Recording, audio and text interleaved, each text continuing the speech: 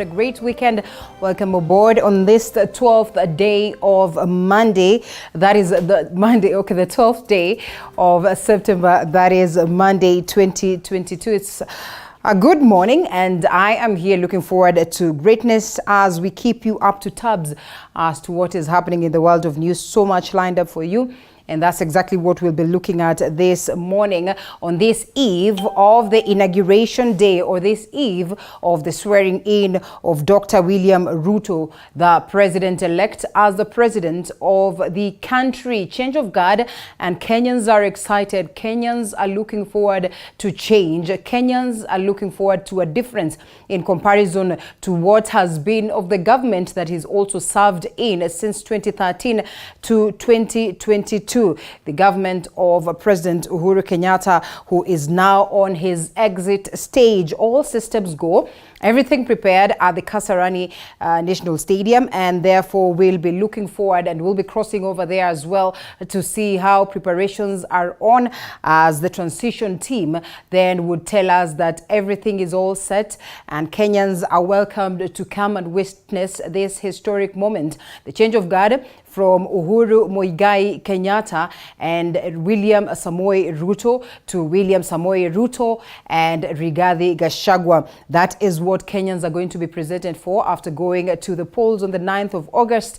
And of course, the declaration that indeed it is Deputy President William Ruto who's taken it on the 15th of the very same month, that is August, upon that declaration where there was a petition as well from the other side that was not successful. And at the level of courts, we have seen them upholding this declaration by Wafula Chebukati, who's the chairperson of the IEBC. And now Kenyans are looking forward to that change of guard. With lots of promises, Deputy President William Ruto, who's now the president-elect, comes in, and upon that moment of swearing in, he says that he will deal with the cartels once he puts the Bible down. It will be change of matters, and he also promises that by next week, the high cost of living, the cost of unga, the cost of fuel, the cost of household commodities then will shoot down. We are looking forward to that, and we get to see what is he going to do in his 100 years, or 100 days, sorry, of guard, and most importantly his 5 years, and whether then he would seek to push that to the next the 5 years, 2 terms as stipulated in the constitution. Let's all look forward to that, as we look forward to have gentlemen that are going to help me decipher on the same. Also later we'll be discussing matters health on a very, very important matter, as we seek to understand some more on, how our immune systems then would be taken care of, and how would run away from a scenario where then we get lots of conditions that could be triggered by, that aspect of us not being careful with our health. So make sure that you keep it right here. Later on, we'll be getting into this very, very important conversation as to autoimmune condition. And then we shelve that for a moment, take a look at what the papers detail, then cross over to the stories that have been prepared by my team. The Standard newspaper, the last act. Today is the last day of President Uhuru Kenyatta, as of course he retires, and Kenyans will then remember him for different things. Some will see the major infrastructure projects as his biggest achievement. Others will feel his contribution in the groundbreaking, or in the health sector, sorry, as they bid farewell to the country's fourth president. That is a story captured on the front page, expounded on page 6 of the Standard newspaper. Just what is Uhuru's legacy? Infrastructure, devolution, public debt, as well as the budget. We'll be looking at all this as we bid farewell to the country's fourth president, indeed. And tomorrow then we get to usher in new reign. Deputy President William Ruto, who will be taking over. And as captured on the front page and expounded in page 15, he says, "Leave the cartels to me." He vows that he will deal with all this to make sure that the country then is a better space for every Kenyan. President-elect promises to crush corruption networks and revive the economy. He also goes ahead to pledge to make declarations on prices of farming inputs, such as fertilizer and seeds. And he says this will happen as soon as next week. as we also seek to see the prices of household commodities shooting down. Azimio readies troops for opposition role, the likes of, former Kakamega governor, that is Wycliffe Oparanya, saying that, well, he's been out in the opposition for the longest time he knows, and he managed to perform, and therefore this is nothing new to a majority of them. And leaders are planning a meeting to come up with a 5-year plan to check government, and they are also lining up a shadow cabinet. They are also pushing for funding from government, a story captured on page 8. And we'll be looking at that just to see to it that, so much has been looked into as we continue to have this very, very important conversation. Also, we understand very well that this is happening as the world continues to mourn the monarch, who, of course, Queen Elizabeth, who passed on last week. And now we're waking to this very moment. We've seen her coffin travel from Scotland to London for her funeral. And therefore, also, President Uhuru Kenyatta declared days of mourning on this very, very instrumental and historic moment of the global fraternity. We'll also be giving you updates on the very same. But away from it to the Daily Nation, it is one full page, the front page that speaks of President Uhuru Kenyatta's exit, the reign of Kenyatta II, 2013 to 2022, and it's an end of an era. Rejected at home as a novice 20 years ago, branded a Moi project, and indicted by the International Criminal Court for crimes against humanity. Indeed, Kenya's fourth president, who leaves office in just a few hours, has navigated hostile territories and survived the backstabbing and flagrant treachery of the political trenches. But just as he walks out of State House of the disapproving bosoms of a backyard that has rejected him or his Raila project, can he regain his footing? And of course, that's the biggest question that we ask this morning as we take a look at the president's reign. That is the front page. The back page speaks of a lot of questions on money, and the money held in 6 accounts in 2 Kenya's banks was suspected to be proceeds of crime. And so freeze orders have been brought on board on the 5.6 billion lifted as ARAN's case. And the company's directors had been unable to explain the source and the purpose of the cash, and therefore we'll be following up on this as well, a developing story to update you on what it is about and what it will be left about, or what we'll be talking about as pertaining to the same. The People Daily this morning.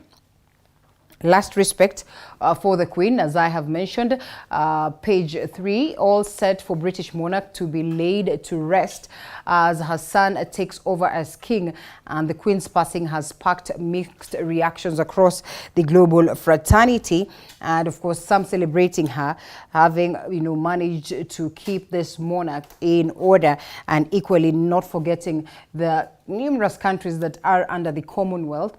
And of course, in 70 years she has reigned, and finally leaves office, well, upon her death, and that is left for King Charles. We'll be looking at that later on. But then again, also another story captured, NCBA, Britam among best performing stocks, a story captured on page 16 speaks volumes as to the question of the business world and finances, why Ruto faces difficult journey. And on the question of fuel prices, fertilizer, unga prices, and so much more, Deputy President William Ruto, who's now the president-elect, will not find it easy, but he says he is up to task and ready and set. William Ruto, we have been borrowing more than saving. We have a debt of close to 10 trillion at the same time. And remember, the ceiling had been raised to 10 trillion by the previous parliament, and this also assented. But then again, we seek to understand how different his government will fashion this as we look at his full tray. And President-elect has already hit the ground running, making raft of promises ahead of his swearing in, as captured on page 4, 5, 6, and 7. This is what we'll be looking at this morning as we seek to understand how different then he will steer, or his government will steer, the country. We will keep UDA in check. This is according to Oparanya, who was then officially part and parcel of the opposition, and they say they are all set as they seek to get some or more funding from the government and to make sure that they play that role of the opposition, as we would expect. Kenya Kwanza Azimio in a COG battle, also Council of Governors, we understand very well that they will have this retreat that seeks to accord them, first of all, who will be the leaders or the people who will lead the Council of Governors, and most importantly, as they chart the way forward for the question of devolution. Those are the key stories as captured this morning, and we do not run away from all these stories that we'll be looking at as we continue with the broadcast. So make sure that you keep it right here. And of course, later on, to introduce the gentleman that will be joining me for that very conversation. As of now, we shelve this and briefly take a look at what the papers detail this morning. There's so much, sorry, not the papers, what it is that my team has prepared away from the papers. And we start off by taking a look at what has been of the fallen monarch, and as the world continues to condole. And Queen Elizabeth II final journey began Sunday with thousands of mourners lined up to pay their tribute.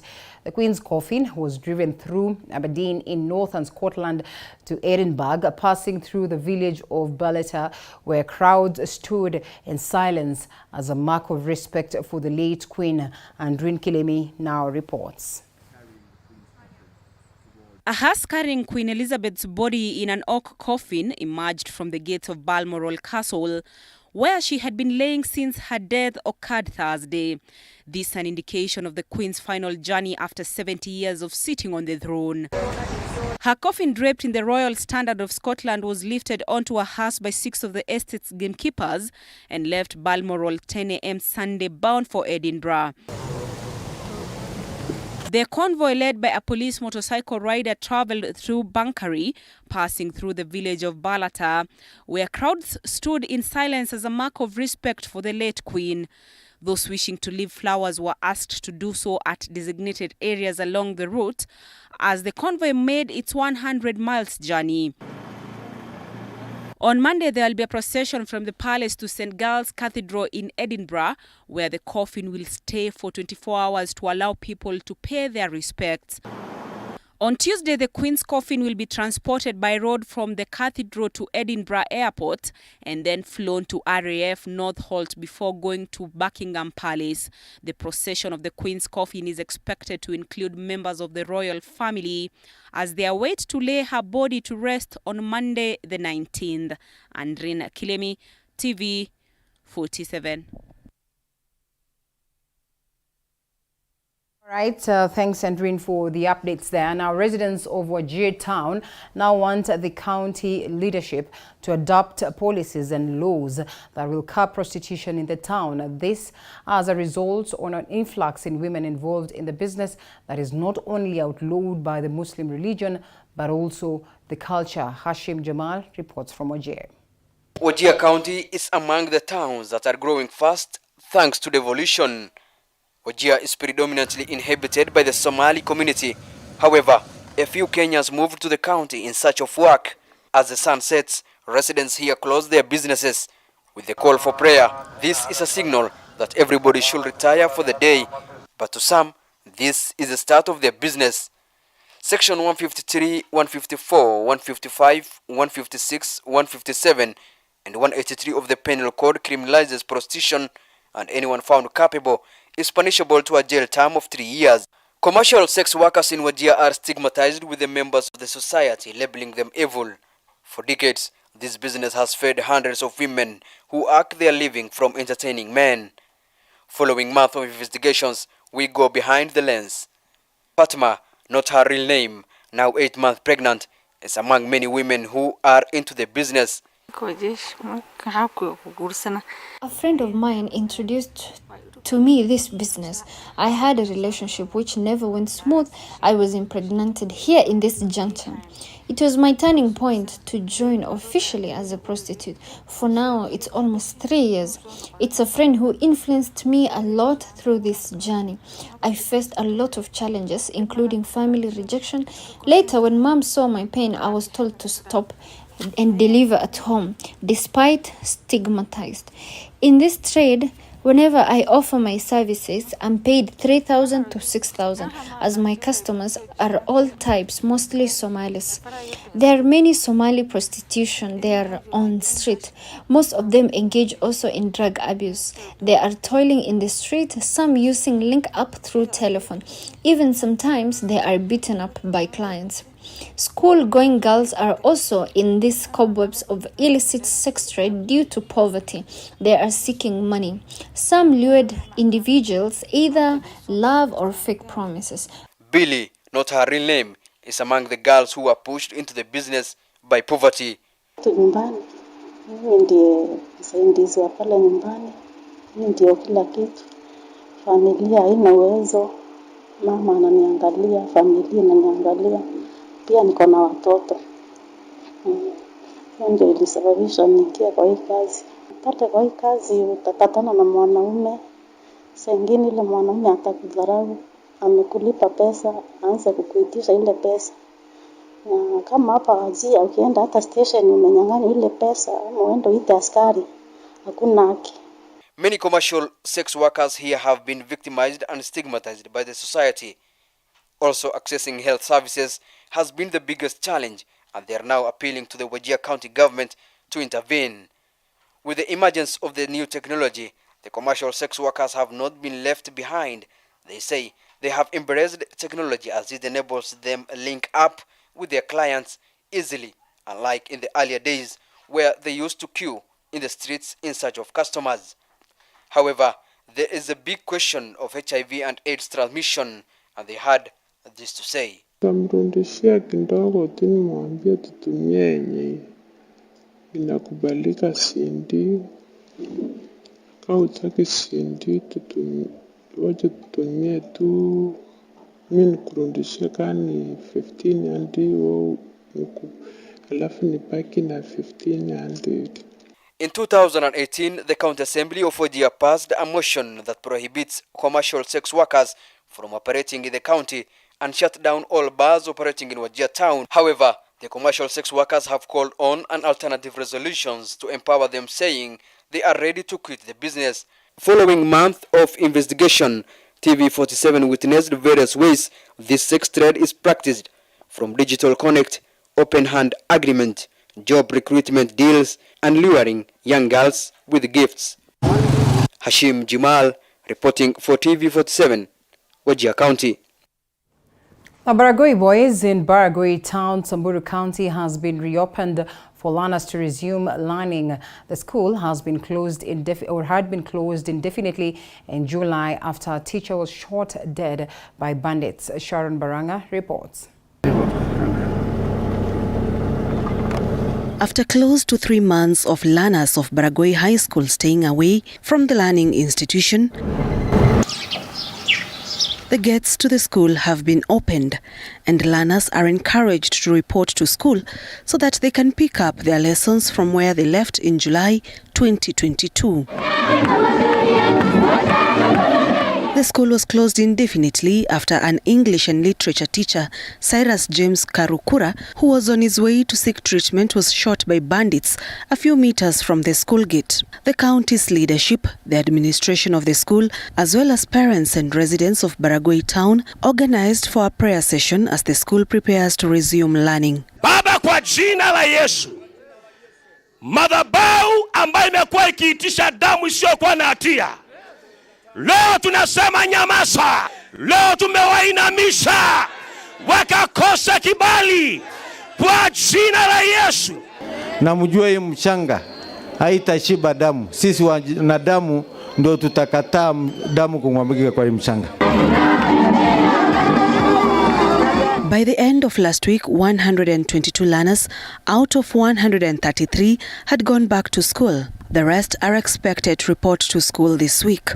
Ili watoto ya Turkana, Samburu, Pokot wasome pamoja, walale pamoja, wacheze mpira pamoja. So, shule ni mahali kabisa. Shule ni mahali kuunganisha watu. Baragoi High School, Turkana wanalala dormitory moja, Samburu dormitory nyingine.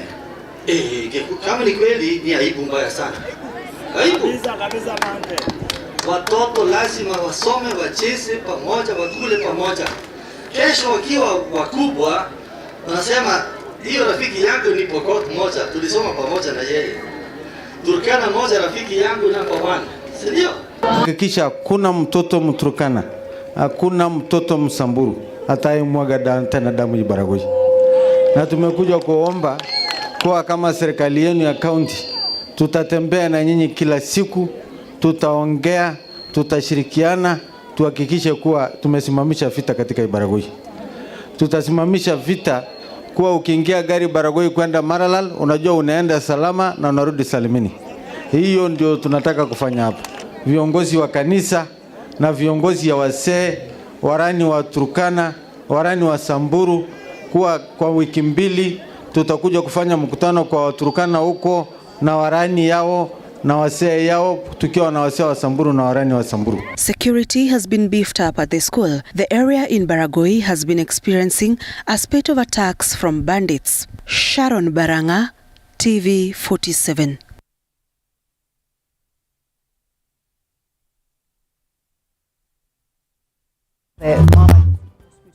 Following mysterious death of a woman who gave birth at the facility.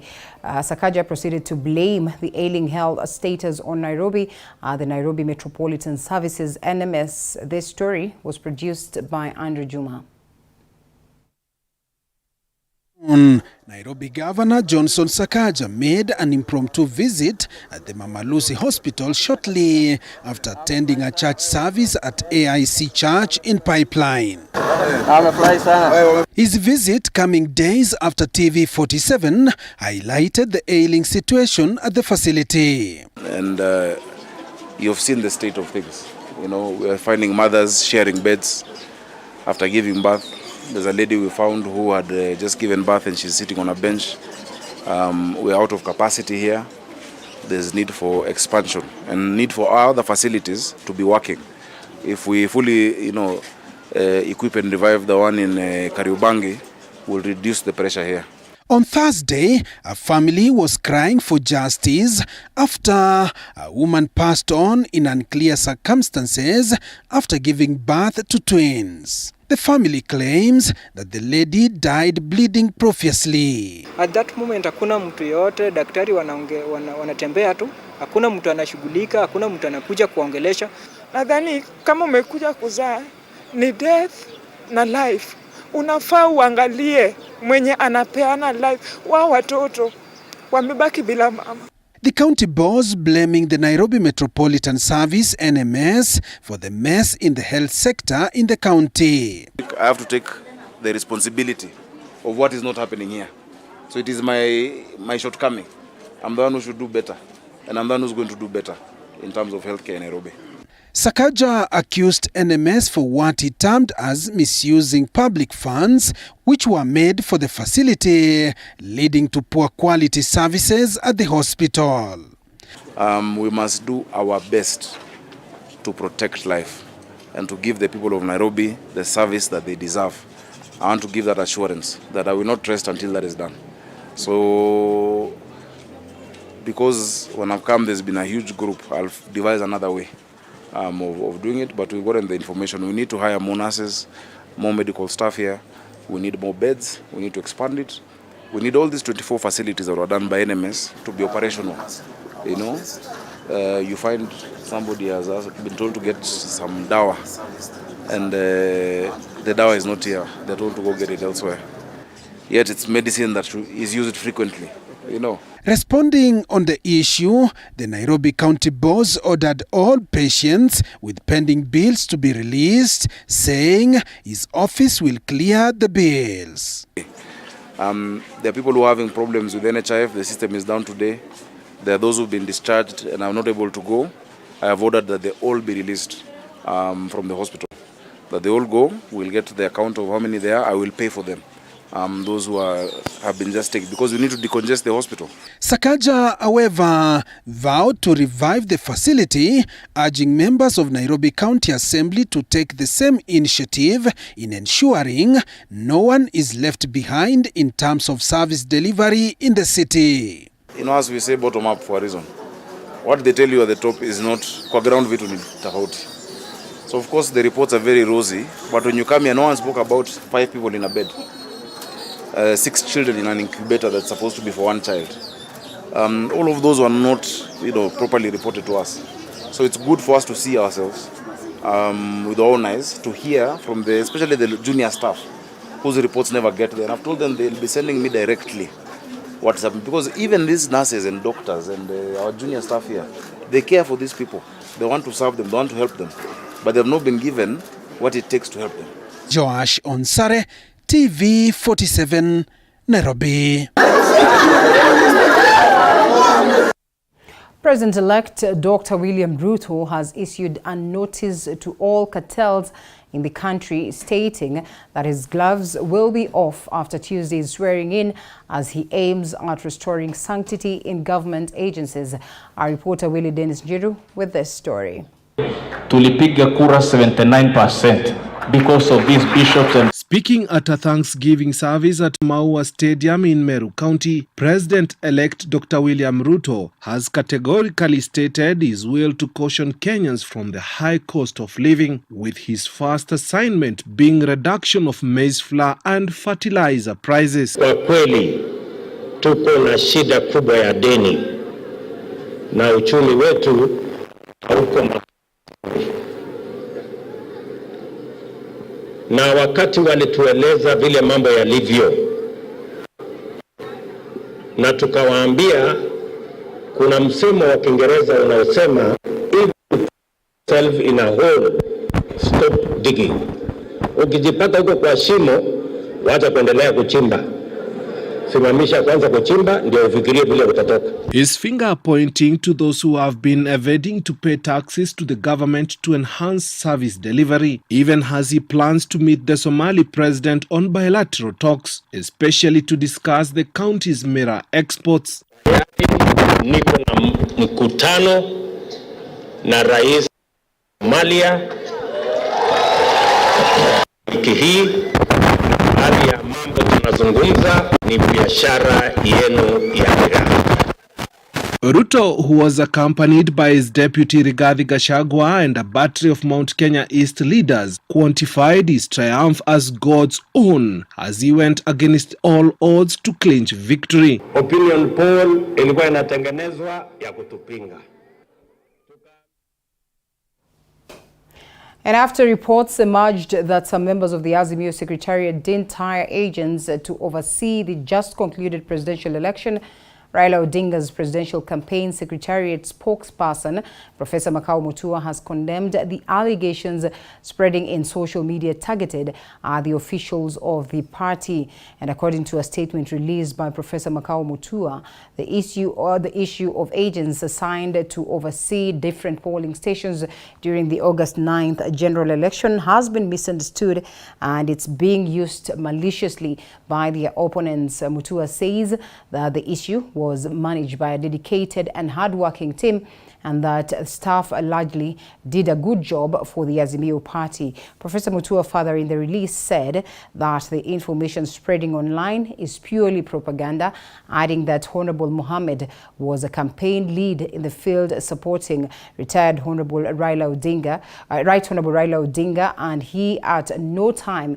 even once handled funds meant for agents. The Raila Odinga Presidential Campaign Secretariat spokesperson has called on those spreading such information to cease and desist going forward. He asked Kenyans to go back to business of protecting the country's democracy.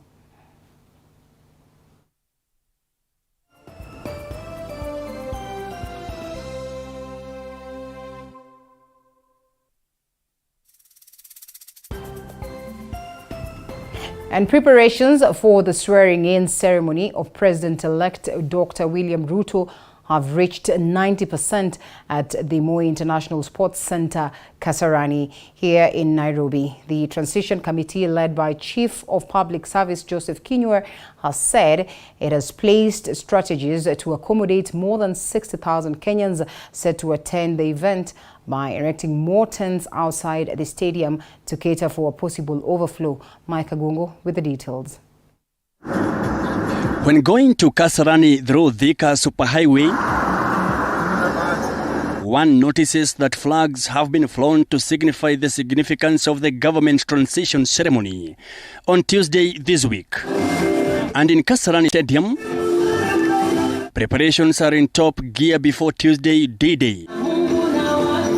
The stadium has been cleaned and given a new look in an effort to impress the guests invited and Kenyans who will attend the event. Both local and foreign artists are also sharpening their edges to ensure availability of great sound and perfect moves before Tuesday. By 8 a.m. on Tuesday, Kenyans and invited guests should have arrived and taken their seats before the ceremony officially starts at 10 a.m. People are required to arrive very early. By 8, people should have arrived because, the function itself seated, because the function itself will start at 10. And to enable and ensure everything moves as per the schedule, constitutionally, we are even limited. We cannot go beyond 2 p.m. The Transition Committee's chairman, Joseph Kenywa, says they have put up enough measures to ensure that Kenyans who will arrive and find the stadium full will be directed to a section where they will follow the activities through television. We have facilities that will be put outside the main field from where they can be able to see what is going on. Others will be able to view from their counties and homes from the television. United States of America President Joe Biden has unveiled a delegation of 4 who are scheduled to attend President-elect William Ruto's swearing-in ceremony. President Biden said United States Trade Representative Catherine Tai will lead the delegation. The members of the presidential delegation include United States Ambassador to the Republic of Kenya, Honorable Meg Whitman, United States Representative D. Texas, Honorable Colin Allred, Assistant Secretary of State for the Bureau of African Affairs, U.S. Department of State, the Honorable Mercy Catherine Fee, and Assistant Administrator for the Bureau of Africa U.S. Agency for International Development, Dr. Monde Muyangwa. A total of 20 presidents and government leaders in Africa have confirmed to attend the event. It is an event that is supposed to have been over before 2 p.m. in the afternoon, in accordance with the Constitution, to allocate time for speeches. Our security people who manage the traffic are making all the necessary arrangements to ensure that even if we have any hiccups, they are minimized. President Kenyatta is to be given a 21-gun salute farewell by the Defense Forces as they welcome the new President and Commander-in-Chief of the Armed Forces. More than 90% of preparations here in Kasarani are over, and more than 60,000 Kenyans will be expected to be seated by 8 a.m. on Tuesday to begin the function at 10 a.m. That will be the next 5th President of Kenya, William Samoei Ruto, being sworn in before 2 p.m. Mike Kagwongo, TV 47 at Kasarani Stadium in Nairobi. Now, Geoffrey Rigathi Gachagua, former Madeira Member of Parliament, is in the next few hours, he is going to be the second most powerful man in the Republic of Kenya, and most probably the next most influential leader from the mountain. But some things are not set to change. Our very own Mwege Williams set on a journey to visit the home village of Deputy President-elect and talked to a number of residents of Hiriga village, who they say Rigathi will then only remain to be their son in their eyes, despite the power that comes with his new position. Mheshimiwa Rigathi Gachagua. Though he was known as a member of parliament for Madeira, the country came to know the better part of him after President-elect William Ruto declared him his running mate during the 2022 election campaigns. Known for his explosive remarks that at times led to a backlash, Geoffrey Rigathi Gachagua is set to be the next Deputy President of the Republic after his swearing in on Tuesday. Gachagua was a member of parliament representing the people of Madeira in the 12th parliament for 5 years. Unknown to the public, his influence turned out to be much greater than expected. Might he be the next kingpin of Mount Kenya? Well, only time will tell. Enough said, but who is Rigathi Gachagua in the eyes of where he hails from? To get that question answered, we set out on a 2-hour drive from Nairobi to Nyeri County, Madera constituency. Welcome to Hiriga village, little known to many, and this is where the second most powerful man as from Tuesday hails from. Our first stop was at the home of his elder brother Jackson Ririani, where we were warmly received. Ririani is the only surviving brother to Rigathi. To start our conversation off, Ririani mentioned that his younger brother grew up like any other Kenyan child. Rigathi being the 8th born in a family of 9 children, born to Nahashon Gachagua Ririani and mother Kirigo. Our parents were not rich. We grew working very hard to sustain, because obviously our father could not afford to employ a lot of people. So we were the labor. Ririani, to him Rigathi becoming the second in command is not a surprise, to him saying leadership qualities were portrayed at an early stage. I remember well, we had quite a few incidents where, in those days, children would arrange fights, mock fights or whatever it is. And he was quite involved in those quite a bit.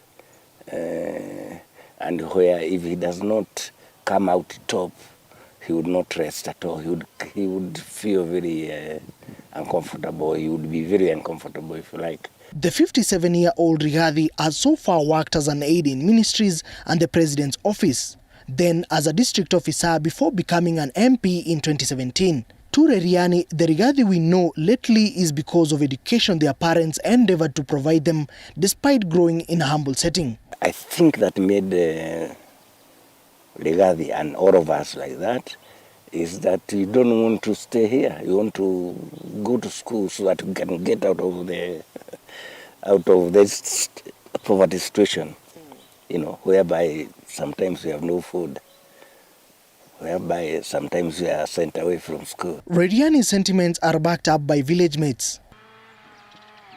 A few meters from his home is the small quiet shopping center that looks almost deserted with minimal activities taking place.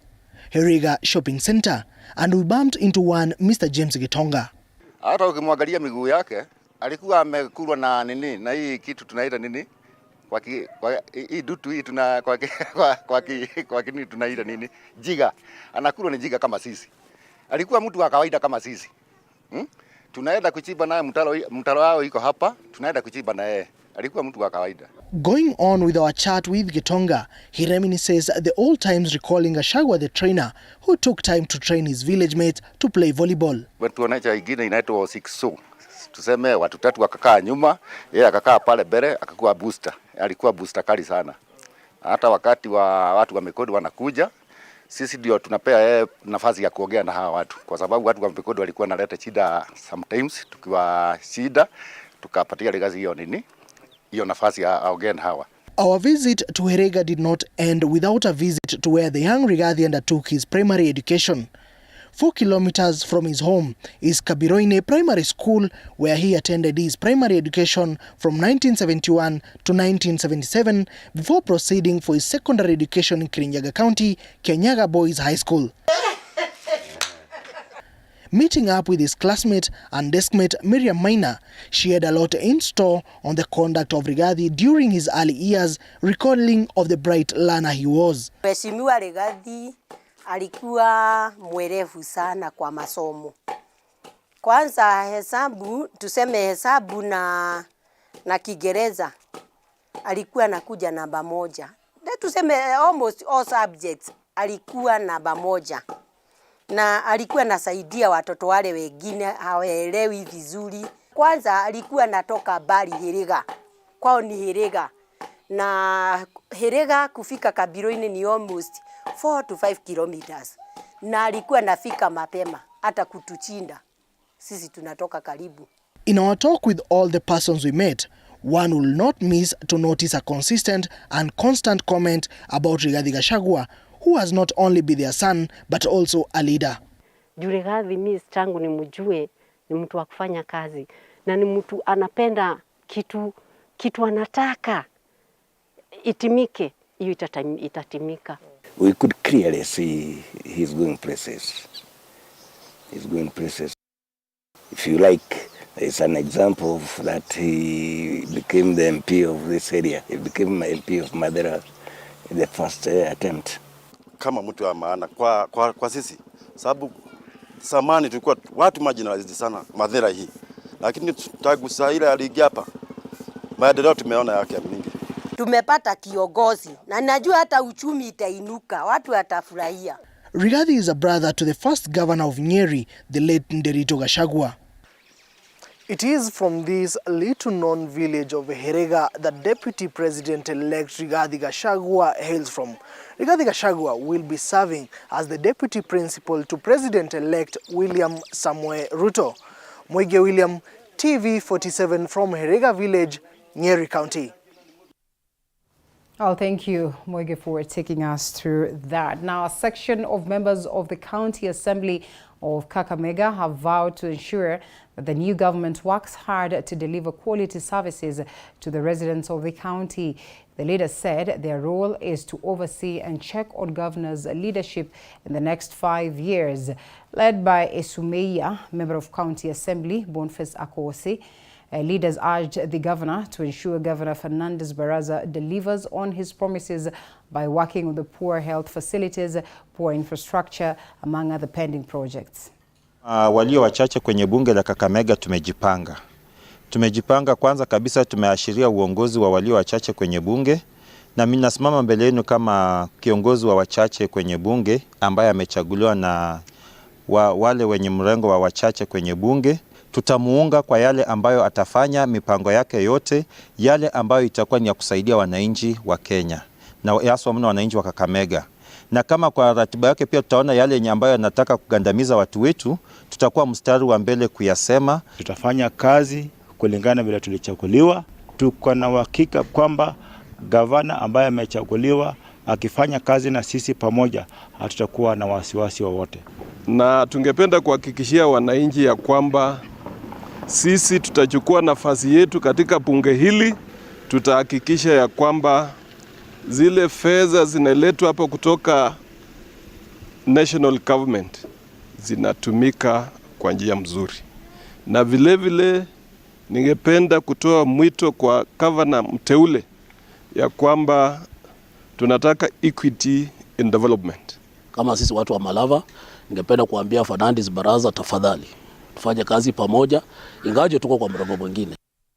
ODM Deputy Party Leader and outgoing Kakamega Governor Wycliffe Oparanya has taken a swipe at Azimio leaders trooping to Kenya Kwanza, terming the move as an electoral fraud.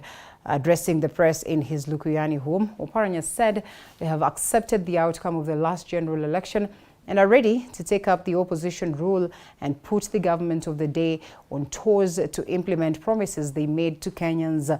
He asked the president-elect to stop enticing Azimio leaders with promises so as to ditch the opposition for Kenya Kwanza, saying the move amounts to returning the country to a one-party rule era. Oparanya also said opposition should be properly recognized and funded by the government, and of course as a way on ensuring that the country has a formidable opposition to ensure checks and balances in the structures of the government. Quite a number of members of Azimio going to Kenya Kwanza. This is very unfortunate, and if they are being enticed to move, this is an election fraud. We call it an election fraud because you cannot be talking about Azimio just a week ago and then thereafter you move to Kenya Kwanza because maybe you want favors. Those are the leaders, I would say cheap leaders, because Kenya is a multi-party and we must respect that. We don't want to go to again return to the KANU days where we used to have one party dominated the political scene of the country. We must have a strong opposition that will oversight the ruling party, and their promises that were made during the campaign. The ruling party made promises through their manifesto, through the pronouncement by their leaders, and we are looking forward to making sure that they keep the promise and deliver on what they promised wananchi. But for me as a person, I will stick in the opposition. I've been given a chance to stay in opposition. Unfortunately, I've never been in government since I joined politics, and I've performed. So why would I be worried that now I'm in opposition? This is not the first time, but I've performed as a governor, whether I was in opposition or not. But I was in opposition, and the people have recognized my role here in Kakamega, what I did. Those are some of the things that we are going to discuss, whether to come up with a shadow cabinet or not, and whether the office of the leader of opposition should be properly recognized. And this is what we had proposed in the BBI, that the leader of opposition must be recognized and that office must be funded by the government so that there is proper checks and balances within the governance structure of the country. BAMBA, we talked even this morning, he has decided to take a break. He's out of the country for nearly 4 or 5 days, just to rest, and he will be back. And he will be back to lead his troops. Elders of Kakamega from Kiambu County have conducted a sacrificial ceremony to restore harmony and unity among themselves to exclude enmity that was displayed in public the campaign period of the 2022 general election, led by Kakamega Secretary General, that is Shamte Munyua. They said that Kenyans expressed their will on 9th of August when they voted in for their leaders, adding that they have embraced the Supreme Court ruling that upheld declaration of William Ruto as a duly elected president. Speaking in Kiambu County, elders reiterated that they will uphold the honor of and respect to the outgoing President Uhuru Kenyatta as the kingpin of Kikuyu, where they conducted prayer ceremony for Dr. William Ruto to receive God's power to enable him to fulfill the promises he gave during campaign period.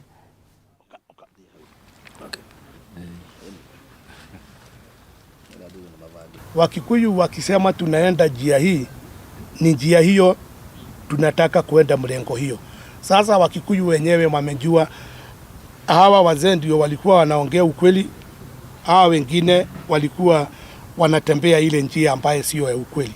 Lakini sasa tumemaliza, tumesema ushindi ni wetu sisi wote, kwa hivyo ni turudi kwa nyumba moja ili tuweze kupeleka jamii yetu mbele. Kuanzia leo tumejifunga ili tutakuwa tunaenda maombi ya kuomba ili tuwapeane kwa Mwenyezi Mungu wakiwa na deputy president, ili Mungu aweze kuwabariki na pia wabarikiwe na jamii ya Wakikuyu, ili wakitembea watembee pamoja na Mungu na watembee na jamii yetu. Kama wazee tulikuwa tuna misimamo tofauti kulingana na wale ambao watu walikuwa wanatuuzia sera. Lakini sisi tunaamini ya kwamba wakati serikali imeingia, hizo tofauti zote tunaachana nazo, tunafanya kazi, tunafuata ile serikali ambayo iko kwa kiti, tunasema any government in power. All right, we now take a quick short break. We're coming back with more, so don't you go anywhere.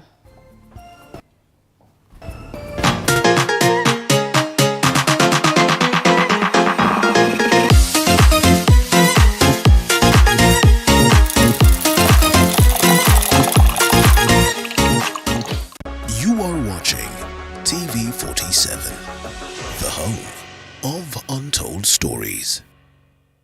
Usiyakubalie maumivu ya misuli kukatiza ratiba yako. Kaluma Pain Balm ni dawa ya kusugua iliyotengenezwa kutoka kwa miche maalum ili kutuliza maumivu ya misuli. Kaluma Pain Balm. Disability is not only limited to physical disorder but also mental issue.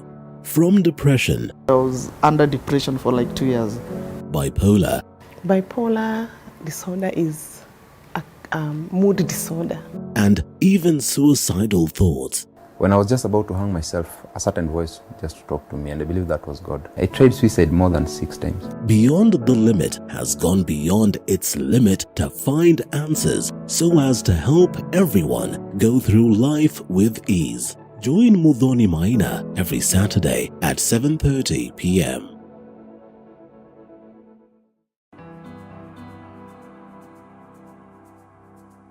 Starting this September at 8:30 p.m. on Tuesday, The Realtor brings it all to perspective. We identify a property, discuss and demonstrate the journey towards ownership. Professionals who have integrity, and from their catalog you can easily read that these are professionals who are able to deliver.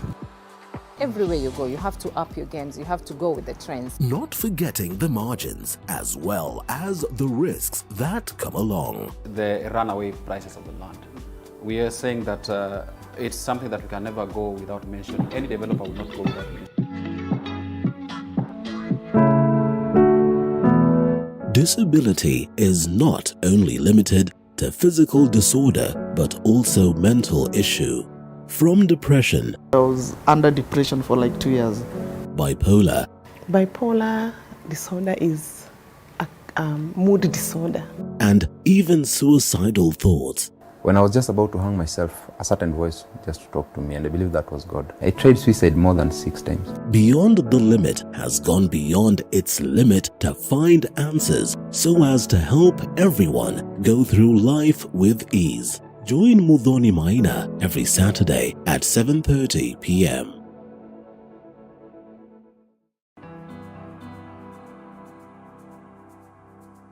Starting this September at 8:30 p.m. on Tuesday, The Realtor brings it all to perspective. We identify a property, discuss and demonstrate the journey towards ownership.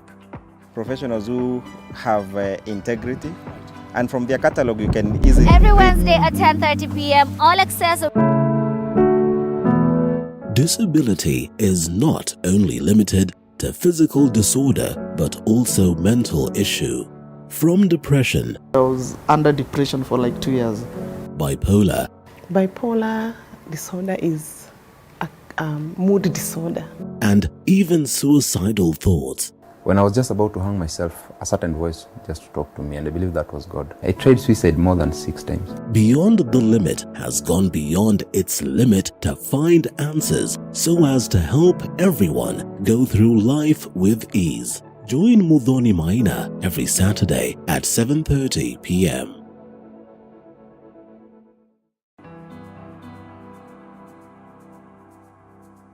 Starting this September at 8:30 p.m. on Tuesday, The Realtor brings it all to perspective. We identify a property, discuss and demonstrate the journey towards ownership. professionals who have integrity, and from their catalog you can easily read that these are professionals who are able to deliver. Everywhere you go, you have to up your games, you have to go with the trends. Not forgetting the margins as well as the risks that come along. The runaway prices of the land. We are saying that it's something that we can never go without mentioning. Any developer will not go without mentioning the price of land. Don't miss out.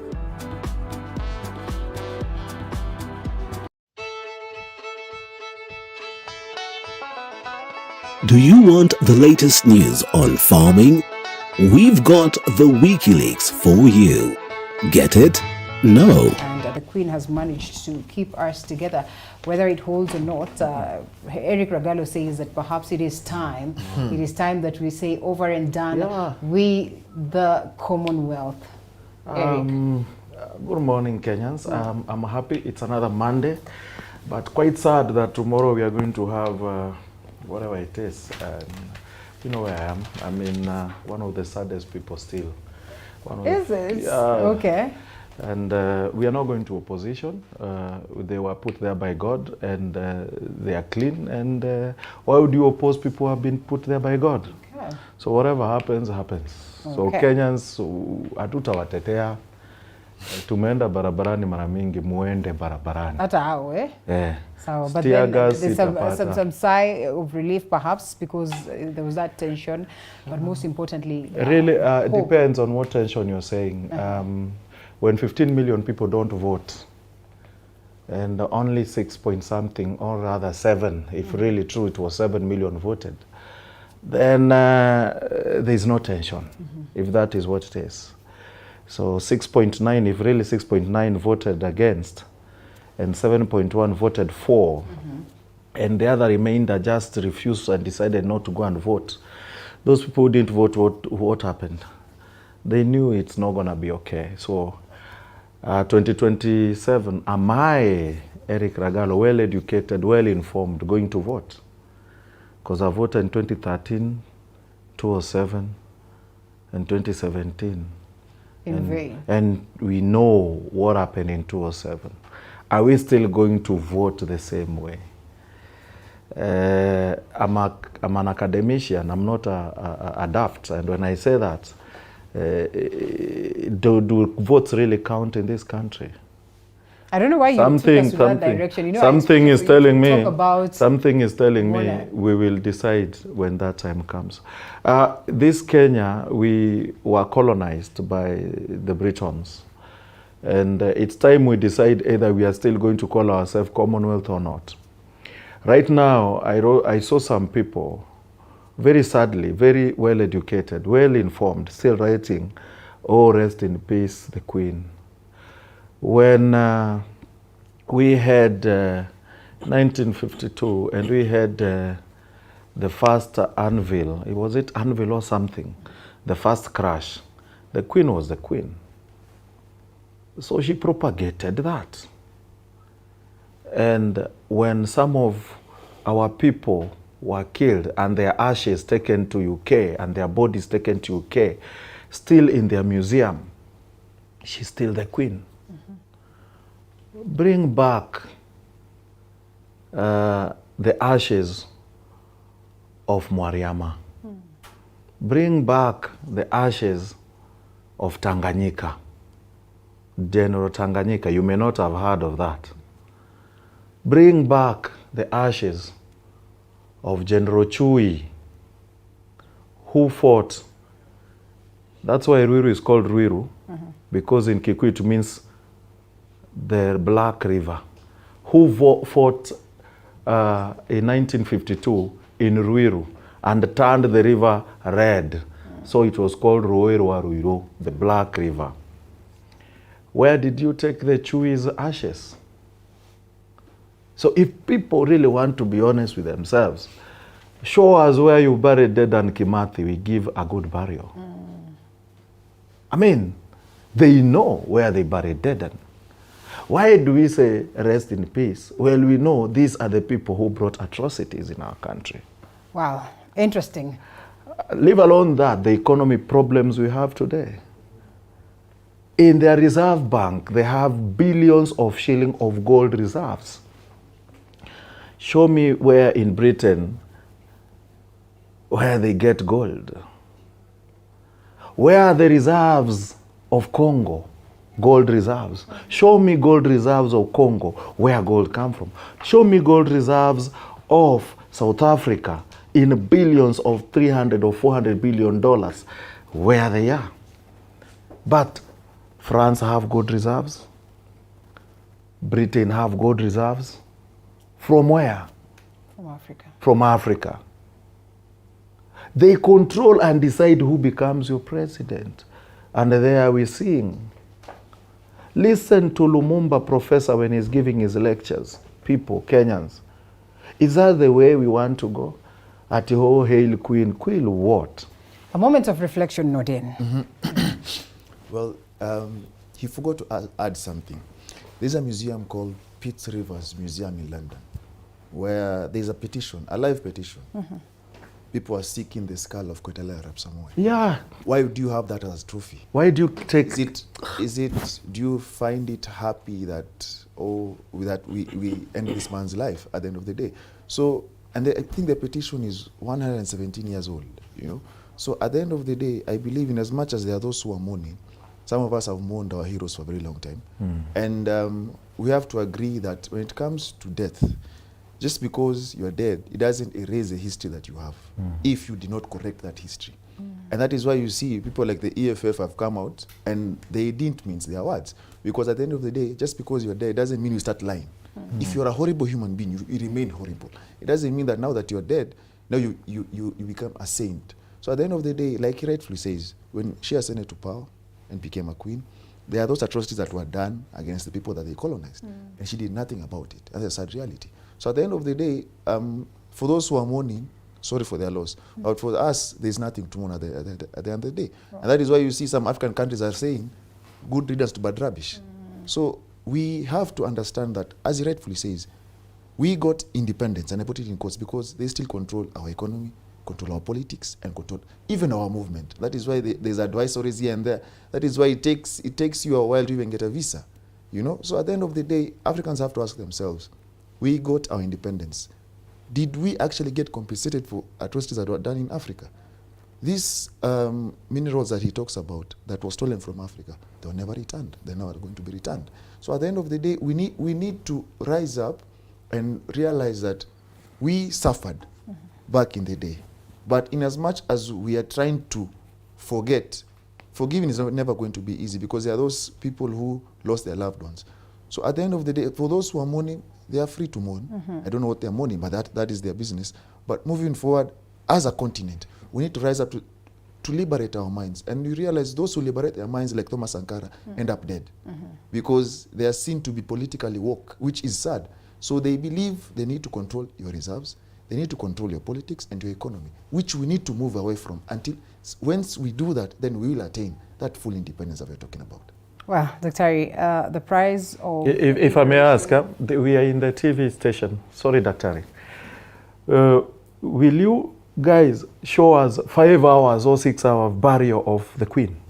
That day we'll only see the Queen for 5-6 hours. Nothing else is the Queen burial from morning. Are you telling us not to? Why would you show us that? Why would you show us a burial for 5-6 hours? Okay, of what? Bad after all. Yes, and she was. We understand. Yes, she was. It's not democracy to show the burial. For the same. Oh, if I die today, will you show the 5-6 hours of my burial? What have you done? I've done so much, my brother. Okay, well, good question. Okay, what has she done? Other than atrocities in Africa, what has she done? They're almost hitting me as if I am the one who did all. No, I'm just asking. I'm asking our Kenyans a question. Yes. Are you going to sit 5-6 hours watching a TV of a burial of a queen? What did she do to you? We did that, perhaps more than 6 hours for Diana and for many others. Do you suppose such is what we should treat Kenyans to? Because you know we are here for you, and therefore, if you want the 6 hours of that, I'm just definitely get to deliver that. But I mean, without focusing much on what has happened, what is the way forward? You know, what is the possibility of a better reign that is under King Charles, or perhaps a worsened situation? Good morning, Linda. Morning. I bring hope to Kenyans. I know Eric began by saying that he is not going to occupy the opposition position and ask Kenyans to sort themselves, which Eric, I do agree with you to a certain degree, but of course with the political responsibility we have, we cannot afford to take a step back. We are here to inspire hope, whether in government or out of government. We are still concretely members of the society. And Eric, I resonate with your facts, because the majority of those who did not participate in the election may be those who responded to our boycott call, because some of us went through this process and we encountered a number of unorthodox means which were not unconstitutional, and they came from unilateral individual decisions, which some of us questioned, and we are still unraveling various facts around why the things were happening the way they're happening, because now, you know, the famous prayer of let those things that are done in darkness be exposed in the light actually is manifesting. They begin confessing the night runners, those who are visiting each other in the middle of the night at 3 or 4, and those who also were being influenced. And I think things are still coming out even right now. Yeah. And I do agree with you, this election has not inspired Kenyans positively towards our democratic liberation. And the worst of it all, I think, also was a Supreme Court decision, which has hardly inspired Kenyans regarding the rule of law. Because for real, this time, I give it to Kenyans, Congolese, for carrying out themselves decently. Mm-hmm. Even despite, the negative messages that were coming, the drumbeats of war that were being hit in every corner, Kenyans still responded civilly and allowed even those who lost to seek redress in court.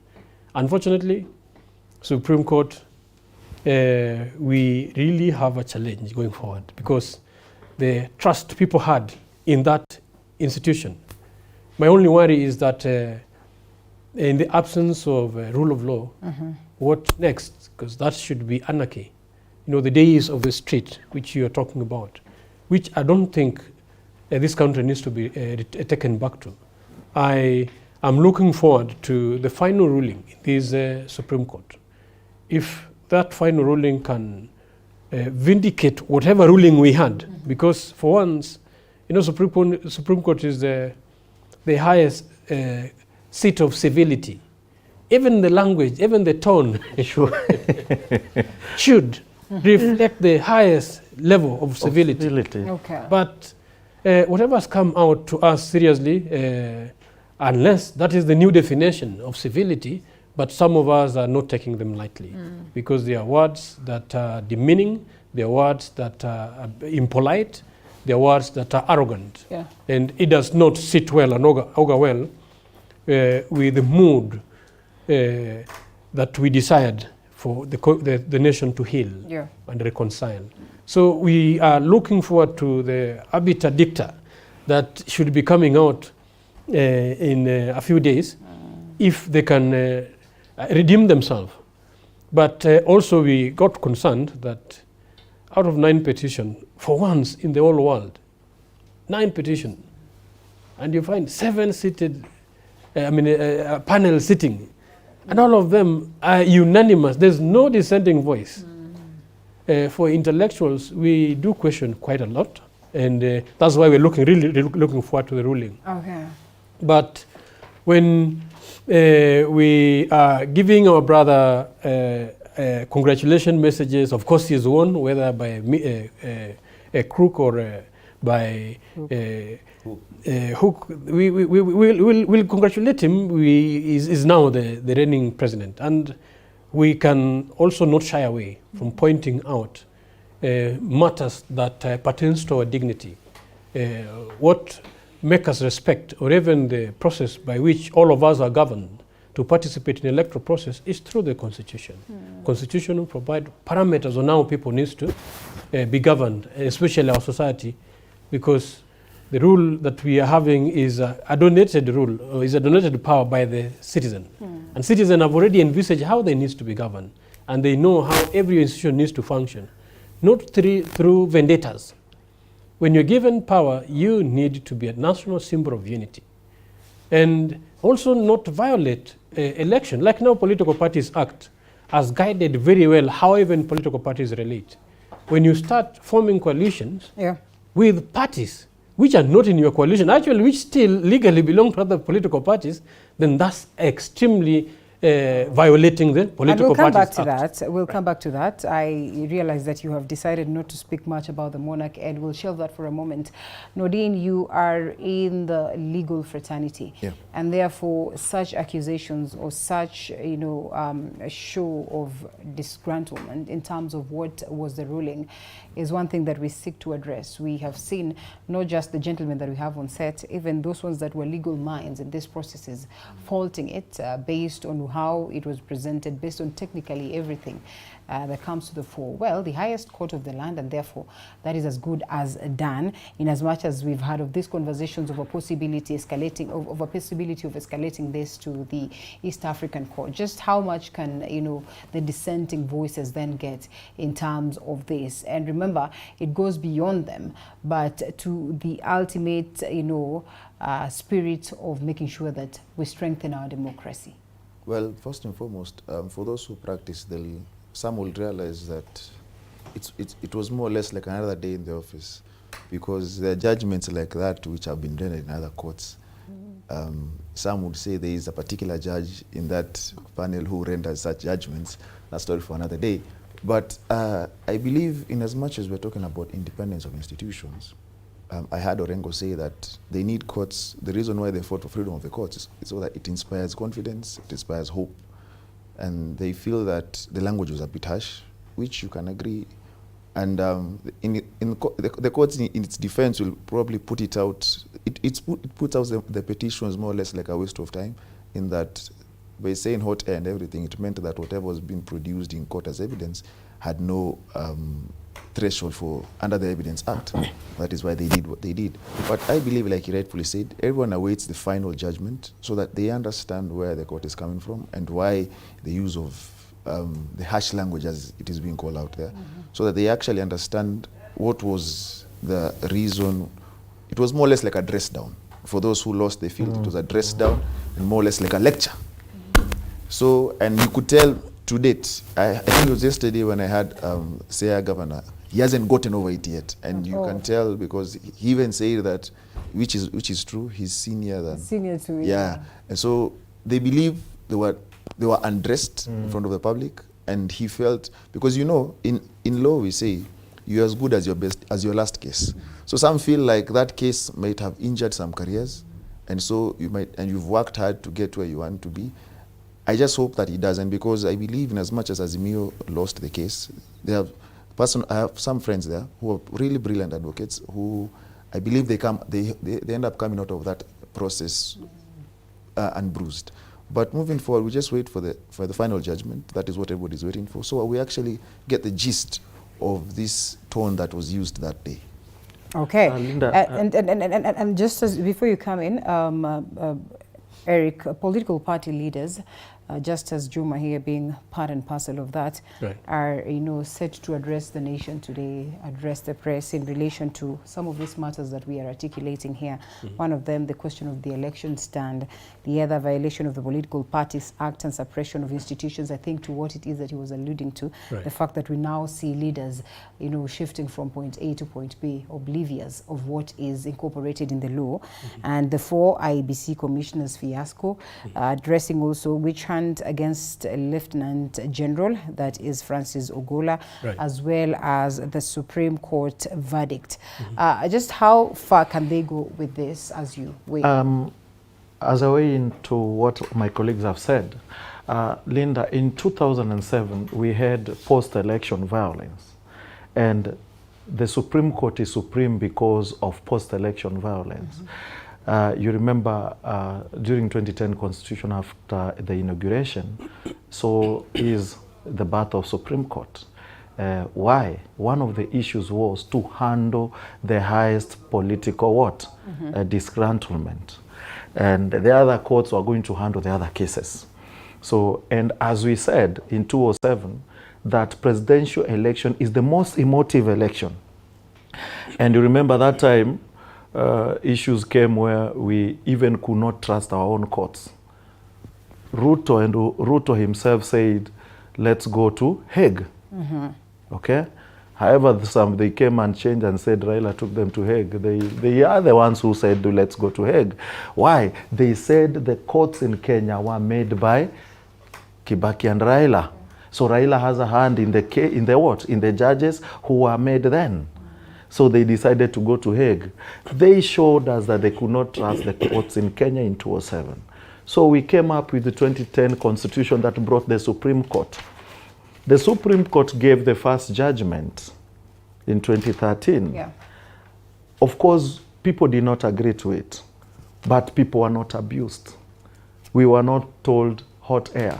I felt the Lady Justice was telling me that everything I was thinking, because it was part of the 9-part agenda of the cases, was hot air. So I was hot air.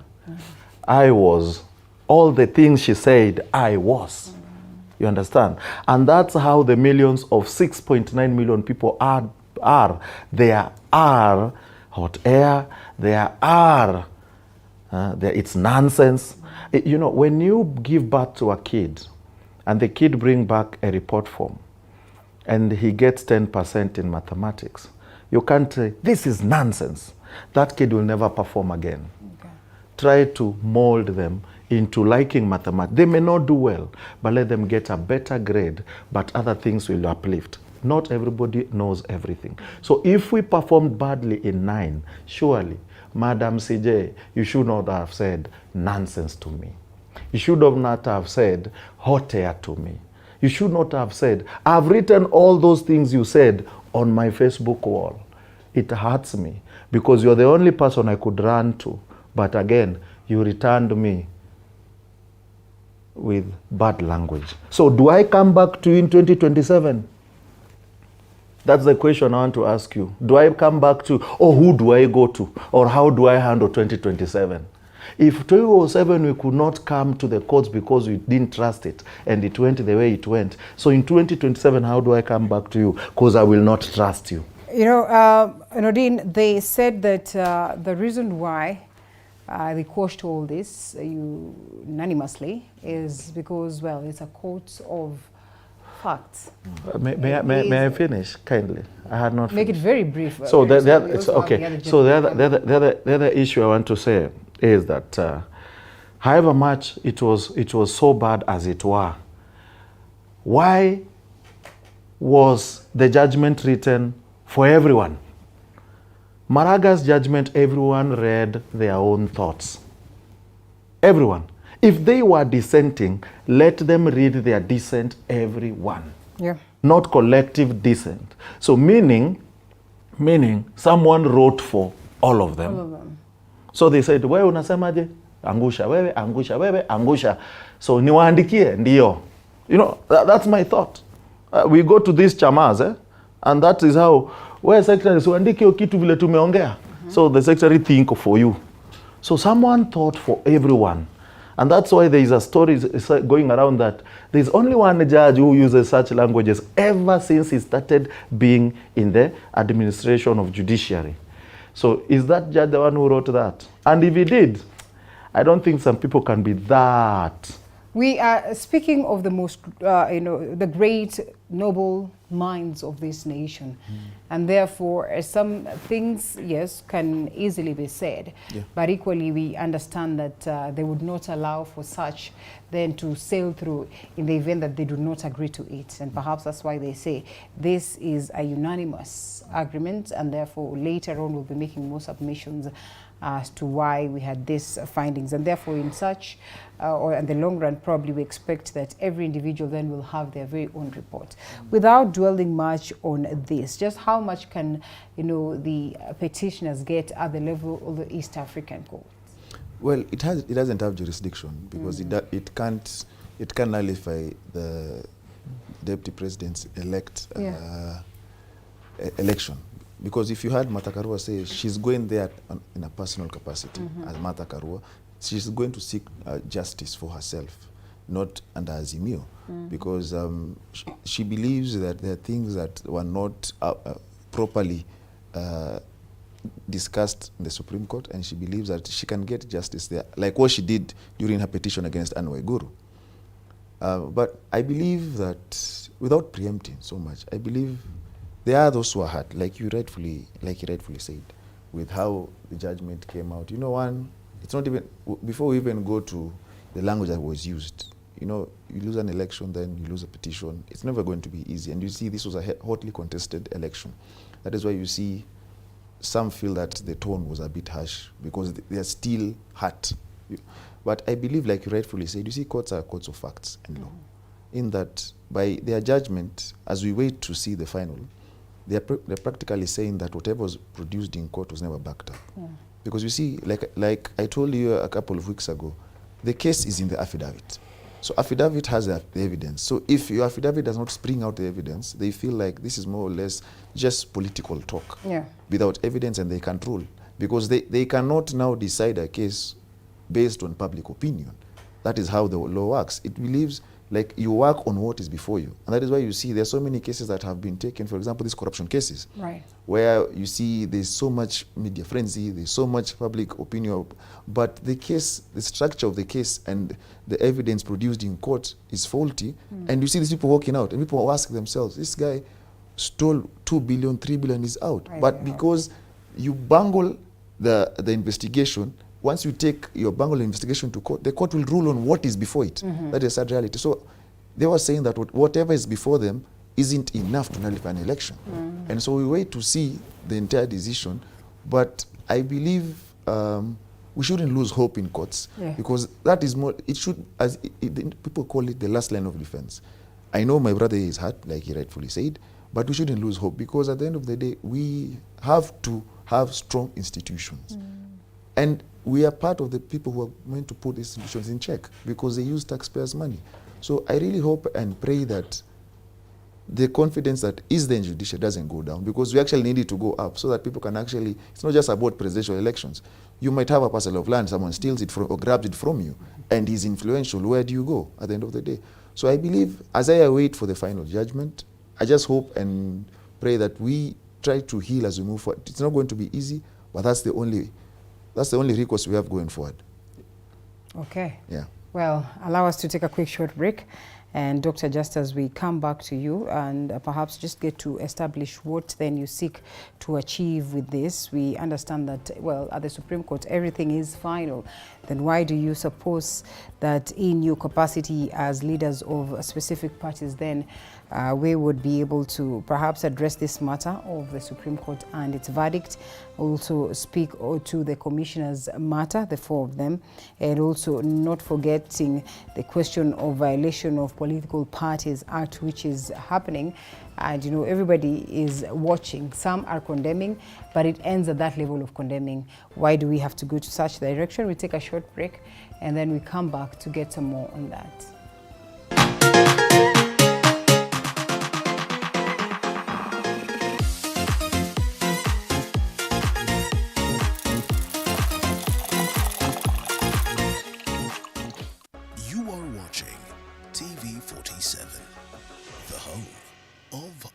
Stories. Disability is not only limited to physical disorder, but also mental issue. From depression. I was under depression for like 2 years. Bipolar. Bipolar disorder is a mood disorder. And even suicidal thoughts. When I was just about to hang myself, a certain voice just talked to me, and I believe that was God. I tried suicide more than 6 times. Beyond the Limit has gone beyond its limit to find answers so as to help everyone go through life with ease. Join Muthoni Maina every Saturday at 7:30 p.m.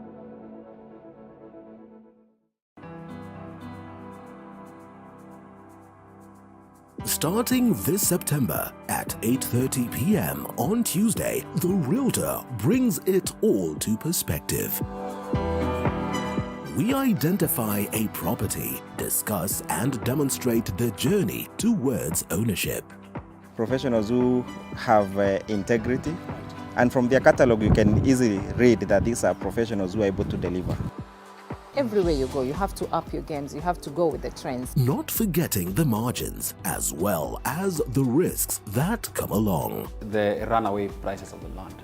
We are saying that it's something that we can never go without mentioning. Any developer will not go without mentioning price of land. Don't miss out.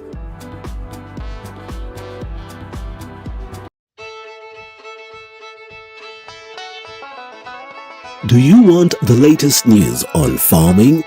We've got the WikiLeaks for you. Get it? No? Well, okay. Every week, we give you insights on different farms, from crop farming to animal keeping. They're very hardy insects, yeah? The larvae is a very hardy insect. We look forward to her president, and currently the elect, but then again tomorrow after the swearing in, then officially, as he has said, he will be up running, and therefore as Kenyans then we have no choice but to accept to that. No, Eric, he will not be up running, he will put the Bible down. And he will go for the cartels. Yes, is that not what we've been looking for all this while? Anyway, as you tell us, what then you seek to achieve with this address of today? Yes, as I told Eric earlier, that we are bringing hope, because our function as being Kenyan citizens has not stopped by the virtue that one party won and the others lost. Life continues, and the global community actually is not waiting for us as well. We are living at a very competitive time when is one day at a time. You waste a day, you can't get it back. And considering that certain actions are being done that are already reflecting on 2027, as competitors, we cannot just watch and just hold to the traditional accept and move on and let the winner take course and all that. It is possible. That's why we commend and congratulated the winner. But there are certain activities that are coming from his quarters which actually needs to be addressed urgently. And some are now actually are violating our constitutional sovereignty and also our civility. The attack on the media, we've enjoyed free media. And the moment you start profiling, being partial with even the media industry, I think to me that's really calling. Okay. And those are not good traits of good democracy. The moment you give priority to certain unknown media houses, over and above the media houses who have served you, then we start questioning what really are informing your choices. And then certain utterances, like vilifying the 4 commissioners of IEBC, who, according to the Supreme Court ruling, the judgment we got, the judgment was a bit clear, even if we relate it to the previous one in 2017. There are certain pronouncements that the judges made regarding the commission. And to me, if I listen to that judgment correctly, it is not vilifying the 4 commissioners. If anything, it is indicting the chairman who acted unilaterally against the collegiate approach, how the commission should be working. So if the Kenya Kwanza team had any grievances with these other commissioners, I think they should find them in other different ways, but they can't actually term them through the propaganda that they are selling. Of course, I'm telling the commissioners to sit put, because those propaganda are not constitutional mechanism on our commissioner needs to be removed. There's a procedure on our commissioner needs to be removed. And there are also activities that are also affronting the institutions. We are fighting for free, independent, functional institutions.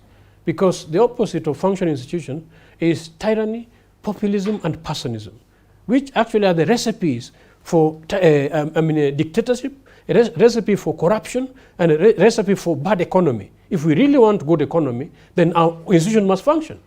So when you see an institution of parliament actually is already being hijacked in the daylight, and they start uttering things that are not of citizens' interest.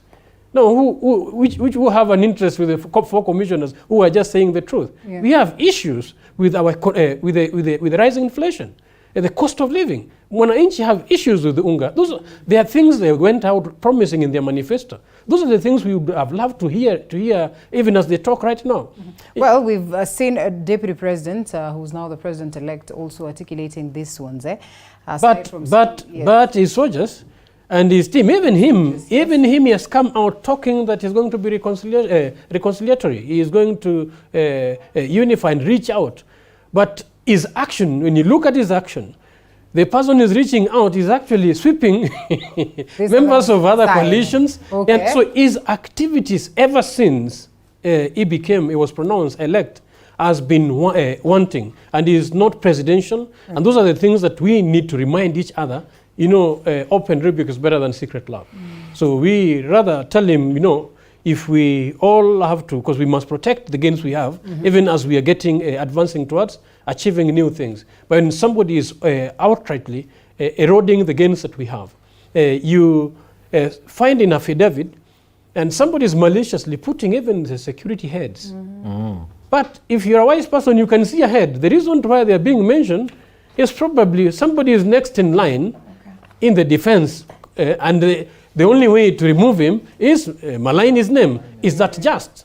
So if you are going to institute a government in such manner, then I think affronting our institution or the sovereignty of institutions is actually abusing the citizens' sovereignty, and that should be called out, especially by political parties like us. We can't afford to sit back. This is why we're inviting citizens this morning to come and actually let's look at things differently, so that it is not a lost cause. People should have hope in this system. If Parliament is not going to keep them in check, we will. Okay. If judiciary is going to fail us, then the power still belongs to the citizen, and we have to remind the citizen the power that he donated and how we can safeguard it with or without those institutions functioning. Actually, that's one of the themes of our call this morning, and we're inviting all the media houses at SK Guest House, so that we may bring all this out together to the public,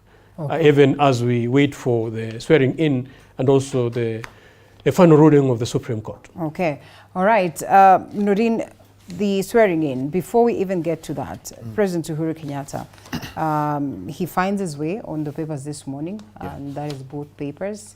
When I say both, I mean the Daily Nation and the Standard newspaper, the ones that we have on a set this morning. A bit of his,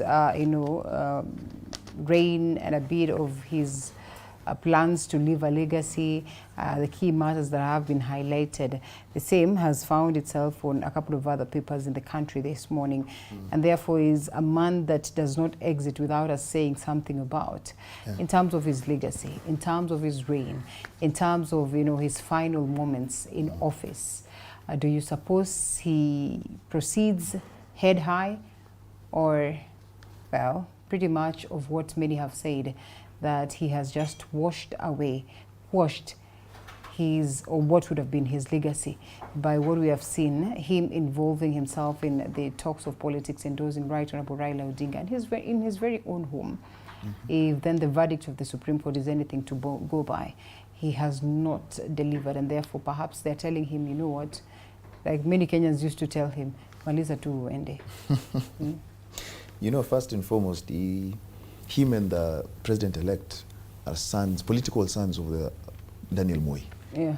And he has chosen the path of his political mentor, that is to support a candidate once your term is over.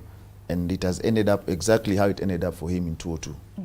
So he leaves the office with things he has done that we have seen, like infrastructure, albeit expensive. If you look at, if we are going to charge per kilometer the amount that we pay, there are some things he has done. We have to be honest. We can't say in 10 years there's nothing he's done. But has he lived up to the expectations that were there when he came in 2013 and was elected in 2017? Not completely, because there are those things that they promised and they didn't deliver. And that is partly courtesy of the relationship he had with his deputy, you can say that, because we also need to interrogate. You see, when people come together to form a union, for example, or a ticket, we need to understand what is the basis of you coming together. Because if the basis is, if the common agenda is improving the lives of Kenyans, then it will be easy. But if you have two different agendas, like we clearly see, they were not on the same page, or rather, whatever united them, united them. In that they got whatever they wanted, and they all went their different ways. So I believe his biggest challenge was the constitution, because he came in, he's actually the first president to under the new constitution. So it was hard, because coming from the old constitution, you realize that he didn't settle quite easily in this new constitution, because there were those instances where whatever the government was doing, the courts were rendering unconstitutional. So I believe the next government that is coming into office must use this administration as a lesson, seeing that most of them are coming from that government. Yes. Because they're still in government. And we're asking ourselves just how much of a lesson can they pick? They are part and parcel of the government, and therefore the failures would squarely be, identified with them. And if, for example, the incoming government fails, then he ends up rewriting history, because now he lives with his head down. Yeah. But if they end up doing exactly what he told Kenyans will be in case they take over office, then he'll leave his head held high, because at the end of the day, he has campaigned against his deputy, and he has told people on several occasions that he's not ready. Raila Odinga is the best candidate. So I believe moving forward, the deputy must first move and unite the country, because we have to be honest, there is a lot of division in the country. There are those who are sad. Yeah. They're just quiet, but it doesn't mean they're okay with it. And the more people ridicule, for example, the former Prime Minister, it only makes those who support him even more hurt. So I believe at the end of the day, we are a divided nation. That we have to agree. There are those who support Raila Odinga, and there are those who support the president-elect. I believe the first thing he needs to do is to bring everyone on board. Yeah. And I believe his administration will be judged the moment we see the cabinet. Okay. Because at the end of the day, they have a plan. The manifesto is called a plan. Yes. Implementation of that plan is going to be key with the appointments he makes in cabinet. For example, if he makes appointments that are going to seem like whatever he wants to achieve is not achievable, then he won't achieve. Yeah. So everyone, the eyes are now on the cabinet that he is going to appoint moving forward.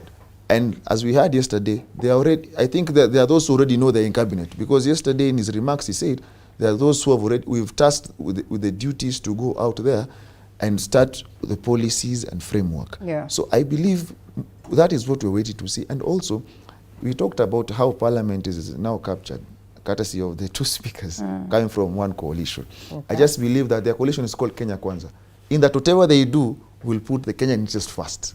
Because now, after there, the next battlefront will be county assemblies. And the number one battlefront will be Nairobi, for example, because they have a governor. They need a speaker who will be more or less accommodative to the governor. And you realize that the numbers don't favor them in Nairobi County Assembly.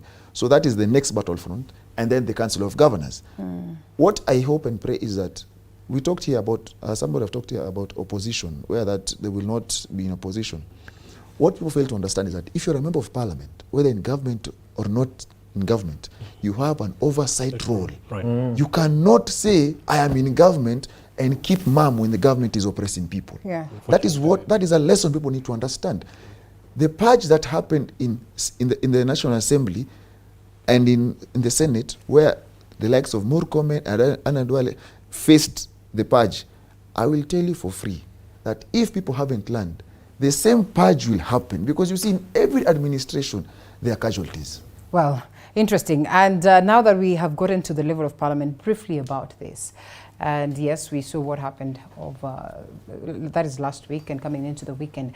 And the coming in of Deputy President William Ruto, on the fact that we have leaders who now are, in broad daylight shifting gears. First of all, they overlook what then the acts would dictate, and that is in relation to the Constitution, the Elections Act, and not forgetting the party laws. And even the question of loyalty and the fact that Kenyans went out to vote for you on a certain party, and now it's not even a month and you are shifting allegiance, or so to speak, trying to sell the agenda of this other party. That we are going to make a dictator if we are not careful, and that we're going to get to that space where it was more of a single party. Eric? I already see that. The other thing we need to correct is that we are not going to have a different government. It is the same government of Uhuru continuity. This is a Deputy President Uhuru Kenyatta who is taking the presidency continuation of the same government. So I don't know whether it's forming of a different government. No. It's actually the deputy coming out to take over from the president who is getting out. Yeah. But it's the same continuity. Why? We may as well say that the president is leaving a debt of this, infrastructure this. How do we separate the two?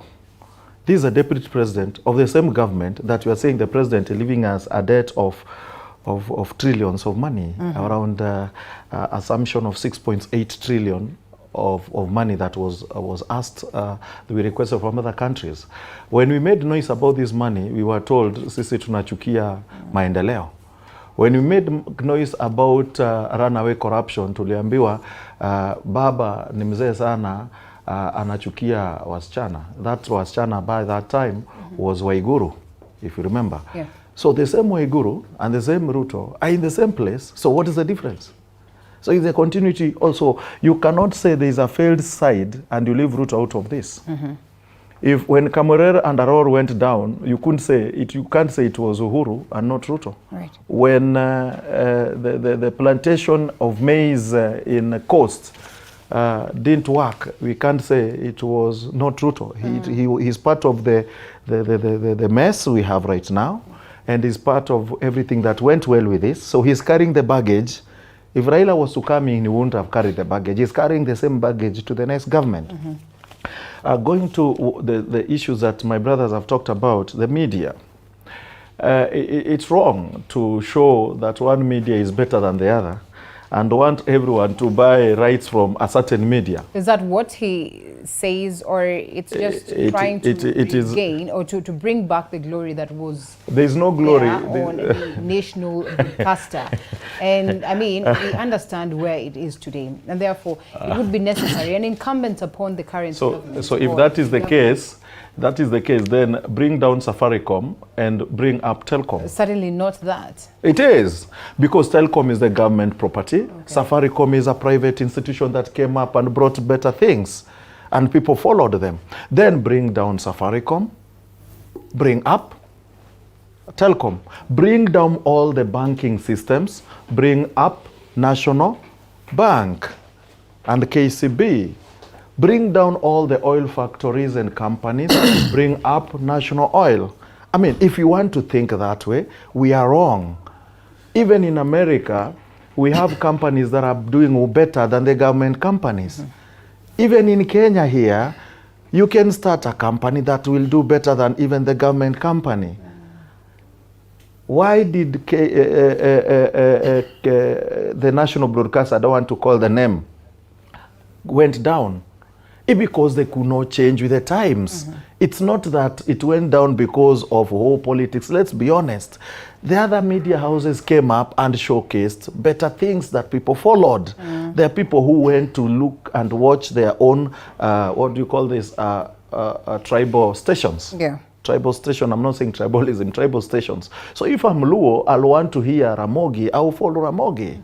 I mean, it was not wrong. So if you want to show that now doing that you're bringing up, let's not do populist politics. It's wrong. We can read everything in the right perspective. So if that is what you want to do, let's do this then. And wrong footing? You want to say something small? I believe, for example, I believe in strong government institutions. And I believe the playing field has to be leveled. I don't believe in a situation where government companies are doing better than private companies. I believe level the playing field. But before we even move to ask ourselves how we elevate these parastatals, for example, let us start from the problem. What made them go under? Yeah. If it is pilferage of funds, who stole the money? Start from there. Number two, if it is mismanagement, is the same management in office? If not, how do we change the management? That is number one. So at the end of the day, because if we start, for example, a war where we focus on strengthening government institutions, who will put them in check when they lie in bed with government? Because at the end of the day, we'll wake up to a situation where the entire news that we see, for example, is about how the president was doing this, the president was doing that, was doing this. And that is how it used to be back in the day. That is the capture people are talking about. What I believe is that we need government institutions and private companies to have a level playing field. Because if you start like that, we will go all the way down to education, where private schools will suffer and elevation of public schools. And you see that has been a discussion where some private schools feel that, you know what, we spend so much money educating the students, but when it comes to, for example, getting schools, it is hard. So that's why people decided, you know what, I'll take my children to private school and they read there. All I'm saying is the government needs to put its act together. if you want, for example, if you want to command good business, up your game so that you can actually compete. So level the playing field and compete with those who are there. But let us not move and start, for example, this issue of trying to destroy companies. It shouldn't happen, because in doing that, remember there are those Kenyans who are employed by those companies. Dr. Wrong footing, and also probably going against what they spoke of when they talk about the the bottom-up approach. I'd want to look at us as those ones that are trying to capture the market. PPP is one of the promise Kenya Kwanza leader gave to private sector. Right. They are going to initiate private sector partnership with the government. And the parastatals, as it stands, or as they stand in Kenya, actually is a reflection of the poor leadership we've had in the subsequent governments. Because in parastatals, that's where you find that the political leaders choose to ignore merit and reward their sycophants, whether they are friends or families, to head these organizations when they absolutely know that they lack merit. And this is why they run down. And when you're in a race, you don't tie others and hold them back. Yeah. And then you release one to go and win. Because as a person you want, you train them as well. Because victory is not in the arena, it's in the process. Train them, equip them, enable them, so that they remain competitive. And that competitiveness is what the citizen wants. We want quality. We want service that are competitive. But the moment you are stifling those who are being competitive, a case scenario is the Kim's kit, which is so expensive than our phones. Your phone, you can WhatsApp. You can use all manner of, you can send text, leave alone even the apps. You can even send text or send M-Pesa, and it will be so accurate, it'll okay exactly. And Kim's kit, you get an information from polling station, and what we are having at the National Telling Center becomes way different. No one can even explain it. To a point that even commissioners themselves say that we don't even know what the tally, or even how to tally this. We are treated with a percentage that you can't even tell. So why are the government institutions not working? It's because of the leadership we have around there. And these are the mentalities we need to change. And I think private sectors are setting the standards that we need to borrow from. Because the reason Twa is mentioning Safaricom, actually Telecom should have gotten to that level if there was nationalism. But there's selfishness where people want to reap and they use the state for their own selfish gain, and then let the state remain stagnant. These are the guys who are myopic and they're not looking at the capacity of this or the potential of this nation globally. Because Kenya as it stands, even talking about being an East African economic powerhouse, I think to me is ridiculous. We should be serious, African powerhouse. We should be competing globally. Unfortunately, to date, Kenya is still importing its own food. 80% of the food that we're eating, we're importing. Why? Because of poor leadership. You talk of Golana Kolalo, we have a beautiful geographical location, which can grow so many things. You move to countries, states like Israel, where they are even farming in the desert, imagine, with the technicalities they are going through, and they are coming out as leading horticultural suppliers in the entire world. What cost do we have? Yet here in Kiambu or even just outside here, you drop crops and they grow even naturally. Wow. All you need to do is enable them with a working environment. It's about the poor leadership we are having. And these are the things that we are saying must be brought to a stop. So when we have mentalities or activities that are actually enhancing, because that's now stifling. Instead of allowing competitiveness, you want to bring everybody down to that poor performance. Well, so that we are all caught up in the same level that is not growing. Okay. We need to move out and grow government parastatals. And this is the time where we need merit. And unfortunate things, unfortunate fact, when you're talking, you're looking forward to a cabinet, you may be disappointed because it will be populated with the political rewards. And these are the challenges we are having. We want functional institutions. Let Parliament, because by the way, we don't need opposition. The Constitution has an envisage on how we should be getting checks and balances. And that is why Parliament have a mandate of oversight. When you are populating Parliament with sycophants, thank goodness JFP, this time we've tried. Now at least we have some representative, we are coming. And we are growing out of our own pocket without stealing from anybody. It is not very easy. And all the political parties which are coming, I reward those guys who fought. Whether you became number 2 or number 3, do not give up. Politics is a process. Develop and grow on the achievement you've gotten. And for you to get there, and then you forfeit the responsibility that the citizen gave you, and you start thinking with your stomach, instead of thinking for your people, I think those are the insult, which if possible, this time citizens, we are going to be very vigilant. And we are going to press the gas harder, such that even the recall clauses, we can start trying them. Because Kenya has been leading in presidencies, and I think those are other areas that we are going to show these guys. If they are joking, and even the president, please, mark you, there are clauses for removal of a president. And then if you take these things for granted, I think you should have focused more on, in this period, on harmony, on uniting the hemorrhages that election created. You should have been bringing people together, not hammering media houses, not fighting the IBC commissioners, not going for defense. People who have merited their services. Right. And then you are busy even violating the constitutional provision on Political Parties Act. Before you are. And then is not even sworn in, is not even taken the oath of office. Don't you think that is worrying? Is that worrying? What are we looking for? One sentence. Yes. When Michael Joseph left Safaricom, why did we take him to transport to KQ? We could have given him a job at Telcom. If really, I'm just giving this sentence to what he just said. If really we wanted growth of a government institution.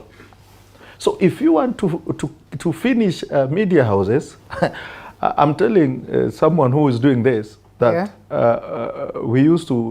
that happened a lot when some media houses used to get batons all the time. And what happened? The same people survived the government of the day. So if you try media houses, ole wako. Interesting. These media houses vote. Yeah?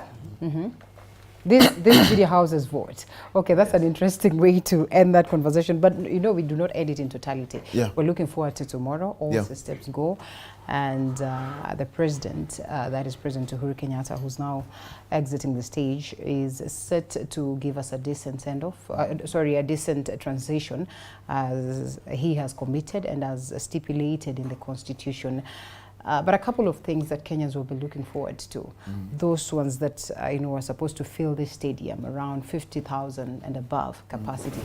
The visitors that are coming to the nation, around 20 heads of states that have confirmed that they will be attending, alongside dignitaries from different parts of the world, are looking forward to listen to Dr. William Samoei Ruto as he charts the way forward.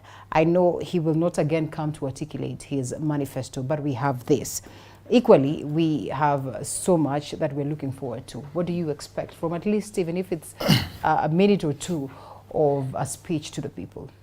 First and foremost, his speech should be pegged on unity and moving together as a country. Like I said, because the country is not united. There are so many different issues moving around. I believe, we find ourselves in more or less like the 202 transition, where there was talk of Moi won't hand over, Moi won't come to Uhuru Park, and he came, and once he came, whatever happened, we all know whatever happened. And there are those who are questioning whether the president will go tomorrow. And if he goes, if the same thing will be done, because I can tell you for free, you just talked about the capacity. For free, it will be more or less like a show of might. And they will try to fill that stadium.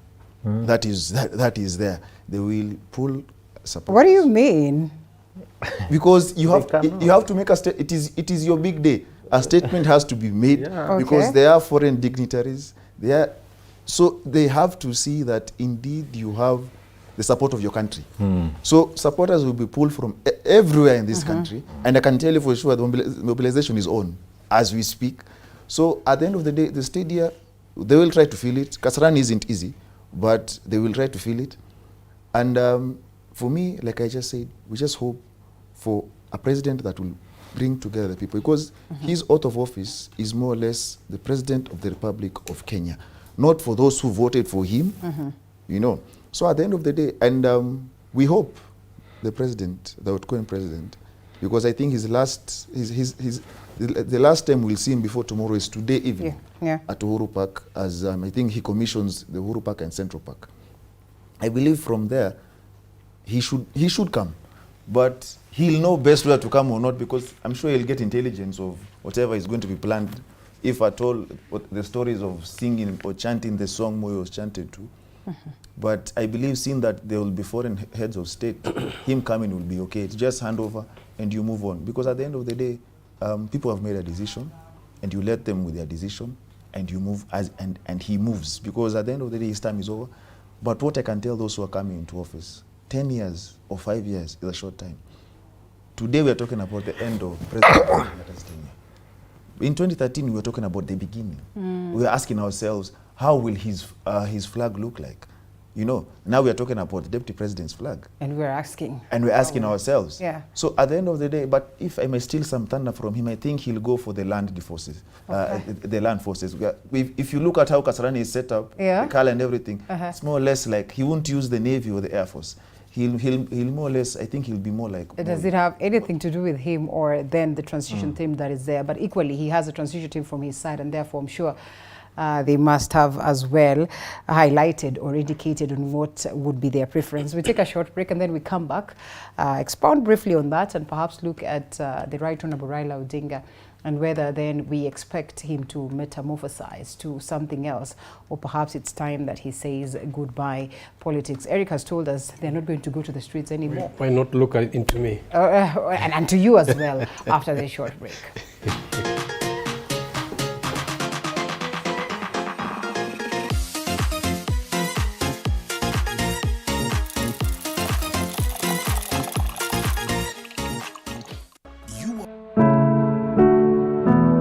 Disability is not only limited to physical disorder, but also mental issue. From depression, I was under depression for like 2 years. Bipolar. Bipolar disorder is a mood disorder. And even suicidal thoughts. When I was just about to hang myself, a certain voice just talked to me, and I believe that was God. I tried suicide more than 6 times. Beyond the Limit has gone beyond its limit to find answers so as to help everyone go through life with ease. Join Muthoni Maina every Saturday at 7:30 p.m.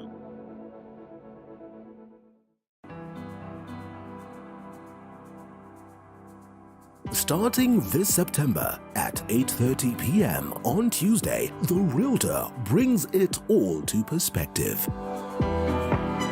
We identify a property, discuss and demonstrate the journey towards ownership.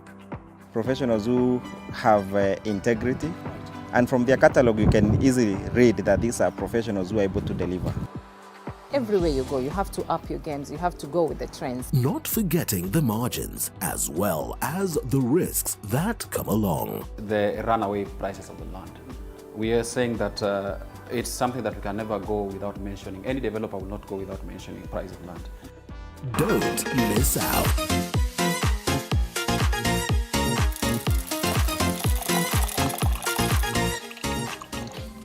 All right, welcome back to the broadcast, and the conversation is still on the gentlemen, Eric Ragalo, Justus Juma, as well as Noordean Khagai. We're in the last laps of this. In about 30 minutes, we should be exiting this space, but not before we definitely look up to what it is that we are looking forward to. That is Kesho. And away from that, the Right Honorable Raila Odinga, who was Mr. Ruto's greatest contender, as we could see. Well, of course, just as Juma says that we should not step out of this space without speaking about him. But as well, we're looking forward to that address. Right. And, you know, that's a way of showing that we also appreciate Eric told you we showcase a lot of the queens and not most of those who are with us normally. Yes. So sometimes appreciate what you have. Yes. So as we appreciate Deputy President William Ruto, let's start with you. Briefly about Right Honorable Raila Odinga, it is important that we equally appreciate his contribution to this space. The Azimio One Kenya appears to be, you know, united, but at the same time we've heard some, you know, reports of infightings and disquiet therein. And in all this, the Right Honorable Raila Odinga, as we've been told, perhaps has gone out of the country to get some breathe, and, you know, perhaps as well, like a butterfly, plan his way forward. And so we look forward to see what then he's going to tell his supporters, and I'm sure everybody is waiting. Or better yet, I look forward to see whether he's going to say that, you know, enough is enough. As President Uhuru Kenyatta retires, I go along, but this is what I leave you as a people of Kenya. Well, you look at Honorable Raila actually as you can't isolate him as an individual, but look at him as the 6 million voters that he got. And those 6 million votes are still in Kenya. They're not dying soon. They'll be very significant in the next election. And what made them stand with Right Honorable Raila Odinga? And the voters who voted Kenya Kwanza, what made them vote in that direction? And then to me, I think change is spontaneous. And the spontaneity of change, I think, is what has landed us to where we are. Because as erroneous as Raila may have been, based on the reforms that he initiated before, I'm sure if that was something to go by, then he would have really won this election with a serious landslide. But the advent that we're living in demands specific change quest. Because those who fought against the colonial barbarism, those are our heroes. But if you bring them up today, will they be relevant? As we celebrate Ojijo, where we have Ojijo Road and the Kimathis. Ojijo Teko. Yes, so they fought, they are our heroes, we respect them. And they defeated one-party system, which again, their symbolism of people desiring to have a one-party state based on the nature of democracy that is prevailing within the parliament system, because we've seen orchestrated mechanisms to stifle democracy and stronger political opponents, which to me actually is taking us steps backward and may be reflecting badly on the change quest that this generation needs.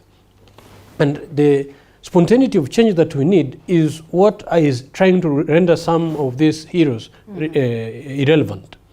And what are the options which can answer and plug into that change quest? And I think that is where, Eric, we are here. And we know the dynamism of the world we're living in.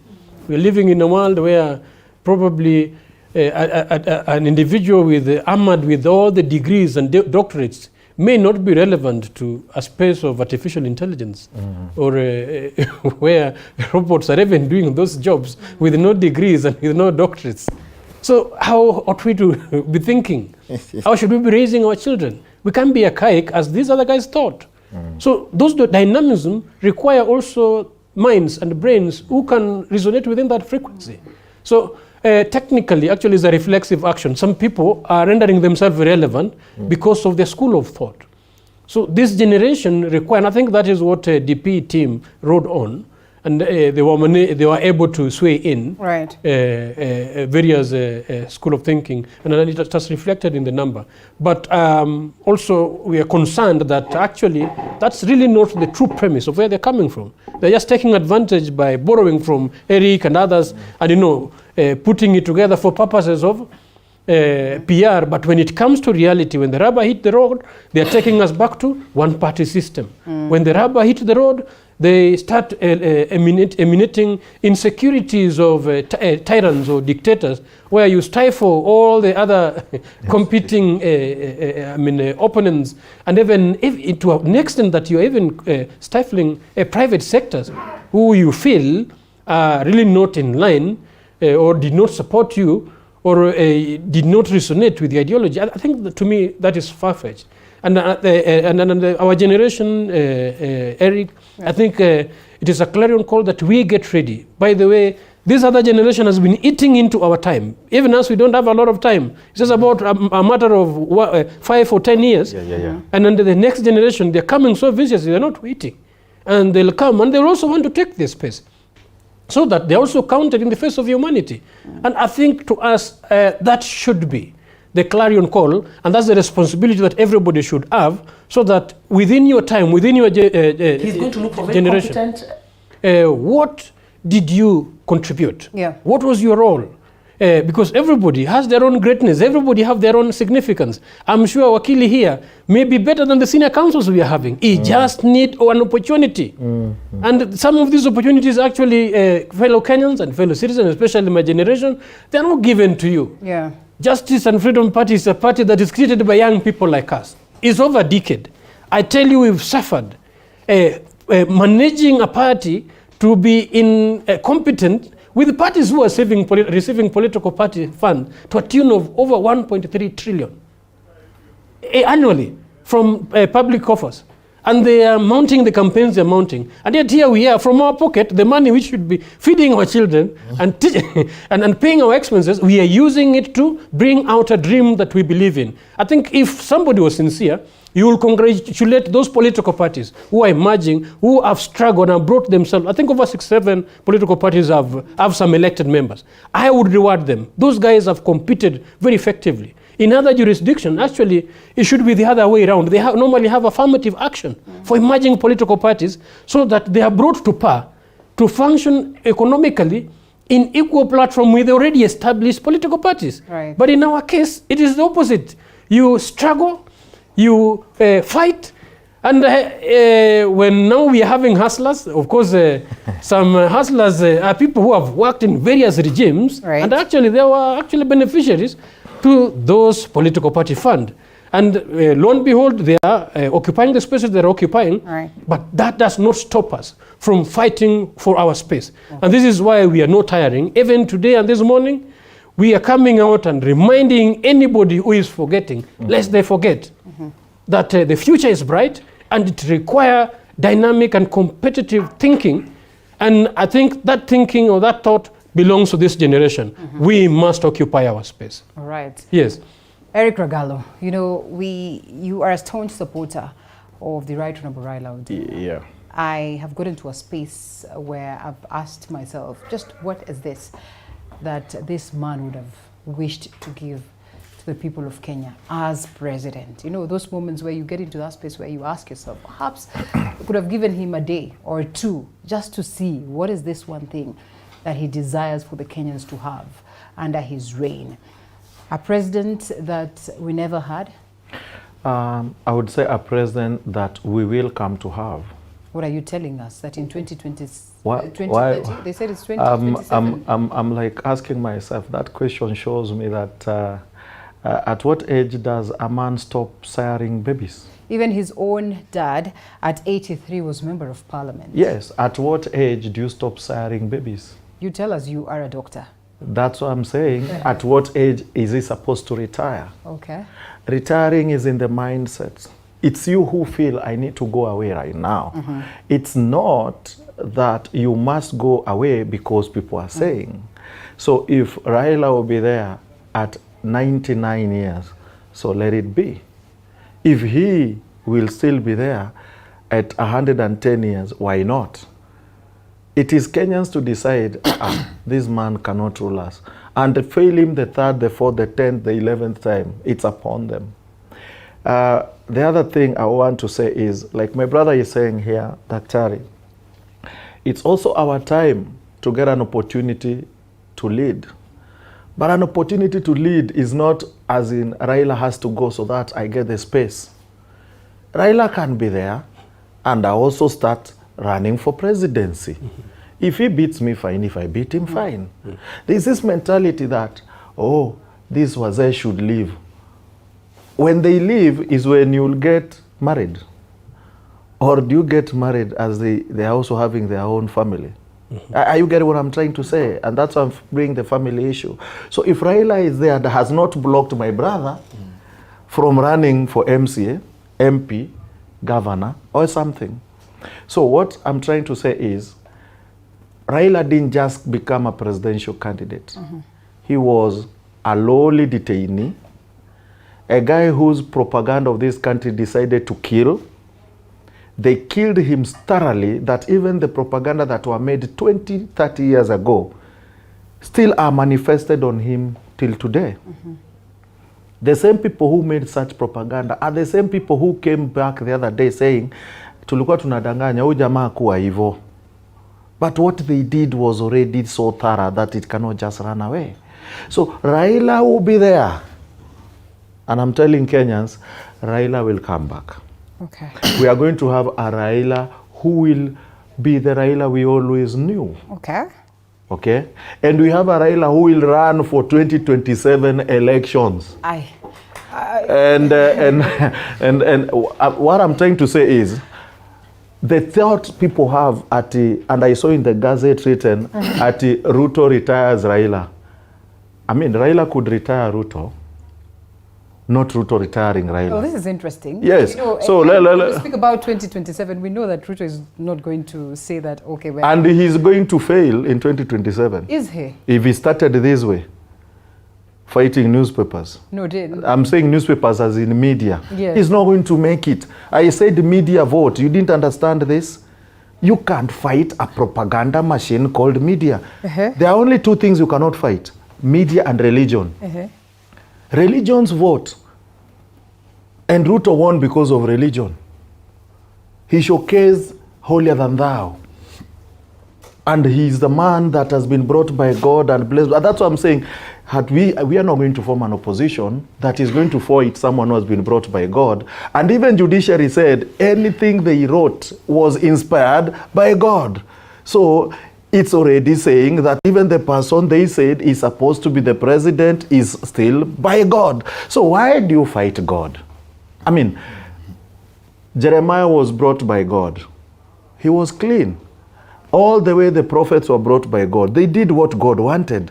So Jesus was brought by God. So he did what God wanted. Why would you go against Ruto who is brought by God? So me, I'm not going to get tear gases from someone who brought by God. So let him rule for 5 years, then people will decide. Yeye ni mchungaji na ameletwa na Mungu. Na Mungu ndiye amemweka hapo.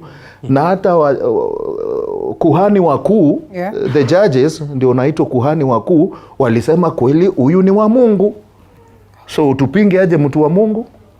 I don't know whether Eric is genuine with that statement or it is ironical, but whichever way. We have Deputy President William Ruto. We have Right Honorable Raila Odinga. Sometimes I tell people to listen to him because, well, he's been part and parcel of the ODM party. Therefore, when they tell you that Baba is bound to bounce back, there's a possibility that Baba would definitely bounce back. But the supporters then will tell you they've given up hope on this matter. And I mean, even as we speak, there's someone who's sending a message to say that, Eric aache kutudanganya. Even though akisimama nitampigia tu, lakini I have lost hope. You see, one thing is for sure, Raila enjoys suicidal support. Yeah. He has a fan base. They call him the Enigma. And I'm sure Eric by being ODM understands why they call him Enigma, because he evolves. Now, Eric has said Raila will bounce back and become president. What he hasn't said is that Raila Odinga has sons and daughters in politics. It might not end up being him if he doesn't ascend, but even they who are his sons and daughters, if they ascend into office, they are more or less like Raila, because they take their politics and their way of doing things from him. He's more or less their leader. And so they, if you look at the ODM constitution, for example, it follows the decisions of a party leader, you know. So, and that is why being a party leader in ODM is a tall order, and he should know that. So at the end of the day, I believe whatever happens between now and 2027 is a game of wait and see. And like he rightfully said, he will decide when to retire. That is very true, because with him, you never know. I hear now he's on a sabbatical. So you never know. And some say when he's wounded, he's at his best when wounded. So you never know with him. But I believe this government will be sworn in tomorrow, 2027 will be based on their performance. And as a Kenyan, I will say that I really hope and pray that they achieve whatever they want to achieve. Because in as much as there are those who don't support them, for example, you don't want a government to fail just because you want to have that I told you so. Because if it fails, your lives also fail, you know.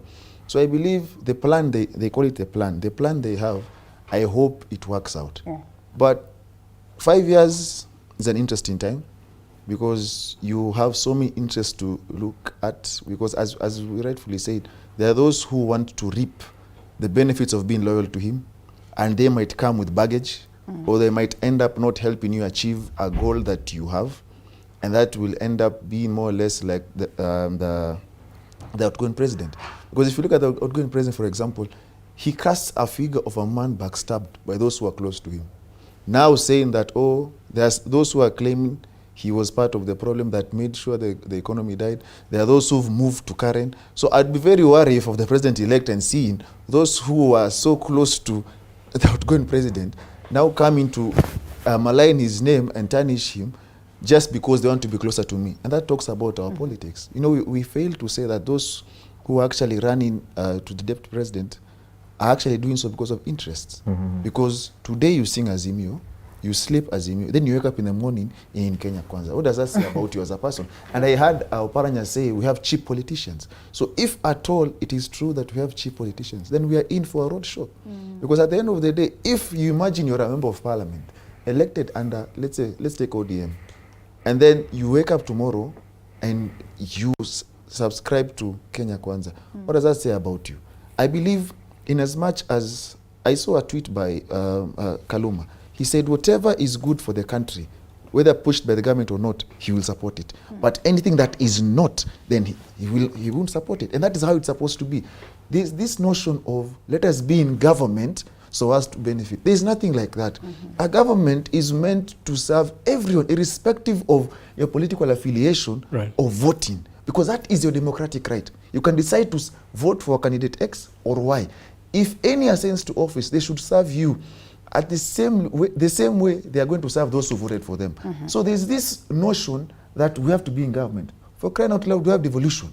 So this, and you hear a whole governor, yesterday, I was shocked to hear a whole governor say, we are tired of being in opposition, we have to move to government. How are you moving to government? You yourself are government. The parliamentary system. The people who voted for you in that county look at you as government. So which government are you taking these people? You realize? That's happened a lot on the individuals who campaign on the premise of tribalism, in not issue driven. And that is why tribe X will always feel that it should be tribe A or B that should be benefiting. But in the actual sense, if we were governed by the constitutional structure of our governance, then no one should feel left out, because the government should reach out and serve every geographical location equally, and actually treat all the citizens with respect they deserve, knowing that the sovereign authority belongs to the people and they just donate it. And as you mentioned it, yes, I think that is the myopia that majority of these politicians, and I think these are the politicians we have to, by all means, get rid of, because they're coming from a premise of tribal rewards, and also they are brought on board through around populist and personist, which, if you look at the vision and mission of our political party, registered political parties, they envisage a democratic space where there's no populism and there's no personism, but there is functioning institutions for purposes of good economy. Because indeed, good democracy leads to good economy. Bad democracy, bad economy. And what is cutting across every tribe and every individual in this country is the economy. Everybody would want to live decently. And decent living is not difficult. Actually, we are one of the geographical locations which is way, way heavily taxed for the reasons we do not know. Actually, you are taxed so heavily, and this is why these sycophants are running, and actually there is a matter of life and death for them to go and reap this heavy tax they're getting from you. Because the reasons why they are making the democratic, the electoral process so murky, so difficult, so complex, why they steal around it is because of seeking to benefit from your taxes. And these taxes need to reflect actually the welfare of the citizen. May his soul rest in peace, Colonel Gaddafi, who was not also a good friend of the West. The West, yeah. He tried, and actually he had established the welfare of his people. To an extent that issues to do with housing, which in our case are still capitalized. Issues to do with healthcare. He provided housing. He provided not just free education yeah. Up to university, even if you wanted to go and study where. And over and above, the national resources, dividend in national resources, was directed directly to citizens. Citizens could directly benefit from their resources. Yeah. But here is a case where they are depriving you even of the little you have. Linda, as you're seated there, 30% of your salary goes to the government. 30%. How much is 30%? It can pay school fees to children. So if they are reaping this huge from us, seriously, shouldn't they serve us? They should. But the challenge is all these personists and populists who want to use the state to benefit themselves, to propel their businesses. Because, as we were saying, some were chicken sellers, but all of a sudden they are trillionaires. Why? Because of being in the government. Because if you follow up clear profession these guys have had, or the jobs they've occupied, there's no any other job apart from being in YK92, and basically growing into the government where they are. And so these other dynasties that we're talking about, and with the passing away of the Queen, we believe it should be the beginning of the passing away of the dynasties globally, which actually should mandate us then to rise up and bring to the table the issue-driven societal governance. Because, by the way, we may be the failure. These guys will thrive if we fail to come out. If we continue just blaming them and complaining, there will be no solutions. Let's come out and articulate and demonstrate the solutions that we're talking about. And put these guys to account and make them know that they are handling our money. Linda, it is your salary, 30% of it. If you knew like that, that is my money that this guy is having, even you, when you're sitting there, you'll be very concerned about the use of your money. And this is what Kenyans must know. The government has nothing that it owns. All that they own is Kenyan resources and properties. And to date, last election, we were calling for a new social contract, and then we had a review, because in the last regime of Uhuru, we had a complicated electoral environment where the opposition was functioning as the government, and the government was functioning as an opposition. By the way, I don't know whether he's still earning salary to date, but he's still under the deputy president's what?